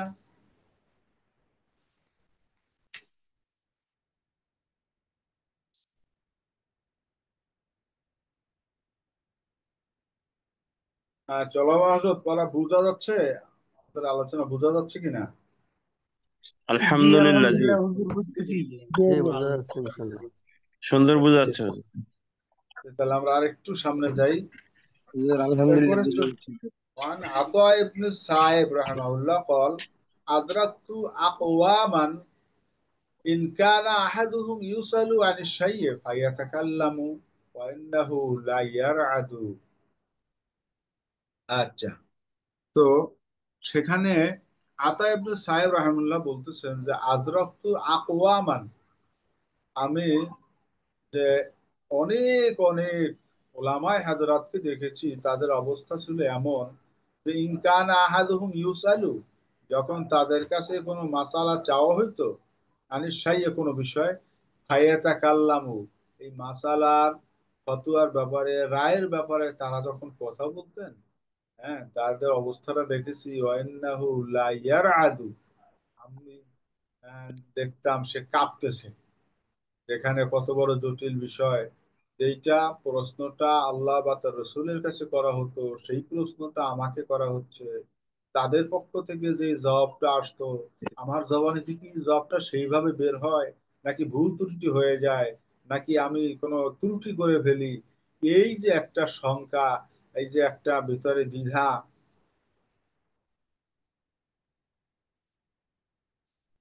এই যে একটা সংখ্যা তার ভিতরে কাজ করতো, এই কারণে যে আমি আল্লাহ তাআলার, হ্যাঁ, পক্ষ থেকে, তাদের রসুল সাল্লাল্লাহু সাল্লামের পক্ষ থেকে আমি এই রায়টা ঘোষণা করতেছি, হ্যাঁ, এটা আমার ভুল হয়ে যায় কিনা, যদি এটা তাদের আল্লাহ এবং তার রসুলের যে মূল যে সমাধান, মূল যে ফতোয়া, এটা হুবহু সেভাবে হয় না, কোনো ভুল ত্রুটি হয়ে যায়, এই আশঙ্কায় তারা কাঁপতেন। وعن الأشعث عن محمد بن سيرين قال كان إذا سئل عن شيء من الفقه الحلال والحرام تغير لونه وتبدل حتى كأنه ليس بالذي كان الله أكبر। আশাস তিনি মুহাম্মদ ইবনে সিরিন থেকে বর্ণনা করেন, তিনি বলতেছেন, দেখেন যে কানা ইজা সুয়েলা, মুহাম্মদ ইবনে সিরিন রাহিমাহুল্লাহ কত বড় জবরদস্ত একজন মুহাক্কিক আলেম ছিলেন, আমরা জানি তার ব্যাপারে, যে কানা ইযা সুইলা আন শাইইন মিনাল ফিকহ, কিন্তু তারও অবস্থানটা এমন ছিল যে তার কাছে ফিকহি কোনো বিষয় যখন সুয়াল করা হতো যে এটা হালাল না হারাম, হ্যাঁ, হালাল আর হারাম বলাটা কিন্তু মানে যত্রতত্র বলে দেওয়ার আসলে বিষয় না, খুব অনেক অনেক গভীর ভাবে ভাবার বিষয় আছে। তো হযরত মুহাম্মদ ইবনে সিরিন রাহিমাহুল্লাহ এর কাছে যখন জিজ্ঞেস করা হতো ফিকহি কোনো বিষয় যেটা হালাল না হারাম, তাগাইয়ারা লাউনুহু ওয়া তাবাদ্দাল, যেহেতু তার রং পরিবর্তন হয়ে যাইত, চেহারা পরিবর্তন হয়ে যাইত, তার এত টেনশন, এত দুশ্চিন্তা তার মধ্যে কাজ করত যে আমার আল্লাহ তাআলার হালাল যদি করেন, আমি যদি হারাম বলে ফেলি, যদি এটা হারাম হয়ে থাকে আমি যদি হালাল বলে ফেলি, তাহলে কত বড় জঘন্য কাজ আমি করলাম। এই পেরেশানিতে, এই দুশ্চিন্তায় কি হতো, তাদের আহ, রং পরিবর্তন হয়ে যেত এবং চেহারা সেই পরিবর্তন হয়ে যেত, হাত্তা কান্নাহু লাইসা বিল্লাযী কান, এমনকি তার অবস্থাটা এমন হয়ে যেত যে তিনি যিনি ছিলেন, তিনি যিনি আগে ছিলেন তিনি এখন নাই, এরকমটা মনে হতো। অর্থাৎ যেই চেহারা বা যেই অবস্থায় তার কাছে এই হালাল হারামের ফতোয়াটা চাওয়া হয়েছিল, এই ফতোয়াটা চাওয়ার আগ মুহূর্তে তার যে অবস্থানটা ছিল, তিনি যে ছিলেন, তো মনে হতো এই ফতুয়া চাওয়ার পরে তিনিই নাই, অর্থাৎ তিনি মনে হয় অন্য কেউ হয়ে গেছে। আল্লাহু আকবার। عن أحد تلاميذة الإمام مالك رحمه الله تعالى قال ইমাম মালিক রাহিমাহুল্লাহর ছাত্রদের মধ্য থেকে একজন বললেন যে আল্লাহে, আল্লাহর শপথ, ইন কানা মালিকুন ইজা সুইলা আন মাসআলাতিন কান্নাহু ওয়াকিফুন বাইনাল জান্নাতি ওয়ান নার। আল্লাহু আকবার। ইমাম মালিক রাহিমাহুল্লাহর ছাত্র, যিনি একটা মাযহাবের প্রবর্তক, সেই মাযহাবের যিনি প্রবর্তক ইমাম মালিক রাহিমাহুল্লাহ, মালিকি মাযহাবের যিনি প্রবর্তক, তার অবস্থানটা কি ছিল, তার অবস্থান সম্পর্কে তার একজন ছাত্র বলতেছেন যে ইনকানা মালিক ইজা সুইলা আন মাসালাতেন, ইমাম মালিক রাহমাতুল্লাহ আলাই তার অবস্থানটা ছিল এরকম, যখন তার কাছে সুয়াল করা হতো কোনো মাসালা বিষয়, কান্নাহু ওয়াকিফুন বাইনাল জান্নাতি ওয়ান নার, তিনি তার অবস্থাটা এমন হতো যে তিনি যেন জান্নাত আর জাহান্নামের মাঝখানে অবস্থান করছেন, এমন শঙ্কাবোধ করতেন, শঙ্কিত থাকতেন যে আমি জান্নাতে যেতে পারি নাকি জাহান্নামে পড়ে যাই। এই একটা আশঙ্কা, এই একটা ভীতি তার ভিতরে কাজ করত। এজন্য তিনি একেবারে খুব সাথে খুব স্বস্তির সাথে অথবা খুব আনন্দের সাথে মাসালার রায় দিয়ে দিতেন, এরকমটা তিনি করতেন না। তার অবস্থানটা এরকম ছিল যে তিনি মনে হতো যেন তিনি জান্নাত আর জাহান্নাম এই দুইয়ের মাঝে অবস্থান করতেছেন, যে তার ভিতরে একটা আশঙ্কা যে আমি কি জান্নাতে যেতে পারবো নাকি জাহান্নামে পড়ে যাব, এই ভয়টা তার ভিতরে কাজ করতো। তো ওলামায়ে কেরাম, তো আমরা আজকে আর সামনে আগাবো না, ইনশাআল্লাহ আমরা এখানেই শেষ করতে চাচ্ছি। যদি আজকের হুজুর দর্শের ভালো লাগতেছিল। সামনে আর যাবো, ওলামায়ে হযরতের তো ব্যস্ততা থাকতে পারে, ঠিক আছে। আমার আমার আমারও আগ্রহ ব্যস্ততা আছে। আছে, আমারও খুবই ভালো অনেকগুলো ব্যস্ত। লাগতেছে, খুবই ভালো লাগতেছে। হুম। জি, তো এখন কারোর প্রশ্ন আছে এ বিষয়ে? আজকে কোনো বিষয়ে প্রশ্ন থাকলেও করতে পারেন, আমরা 2 মিনিট ইনশাআল্লাহ সময় নেব। আচ্ছা হুজুর, এরকম প্রশ্নপত্র পরীক্ষা আসে যে সাহাবে ইকরাম এবং তাবে ইকরামদের ফতোয়ার ব্যাপারে কিরকম অবস্থা ছিল তাদের, এরকম আসলে আমরা কি সব মতগুলো দেবো হুজুর?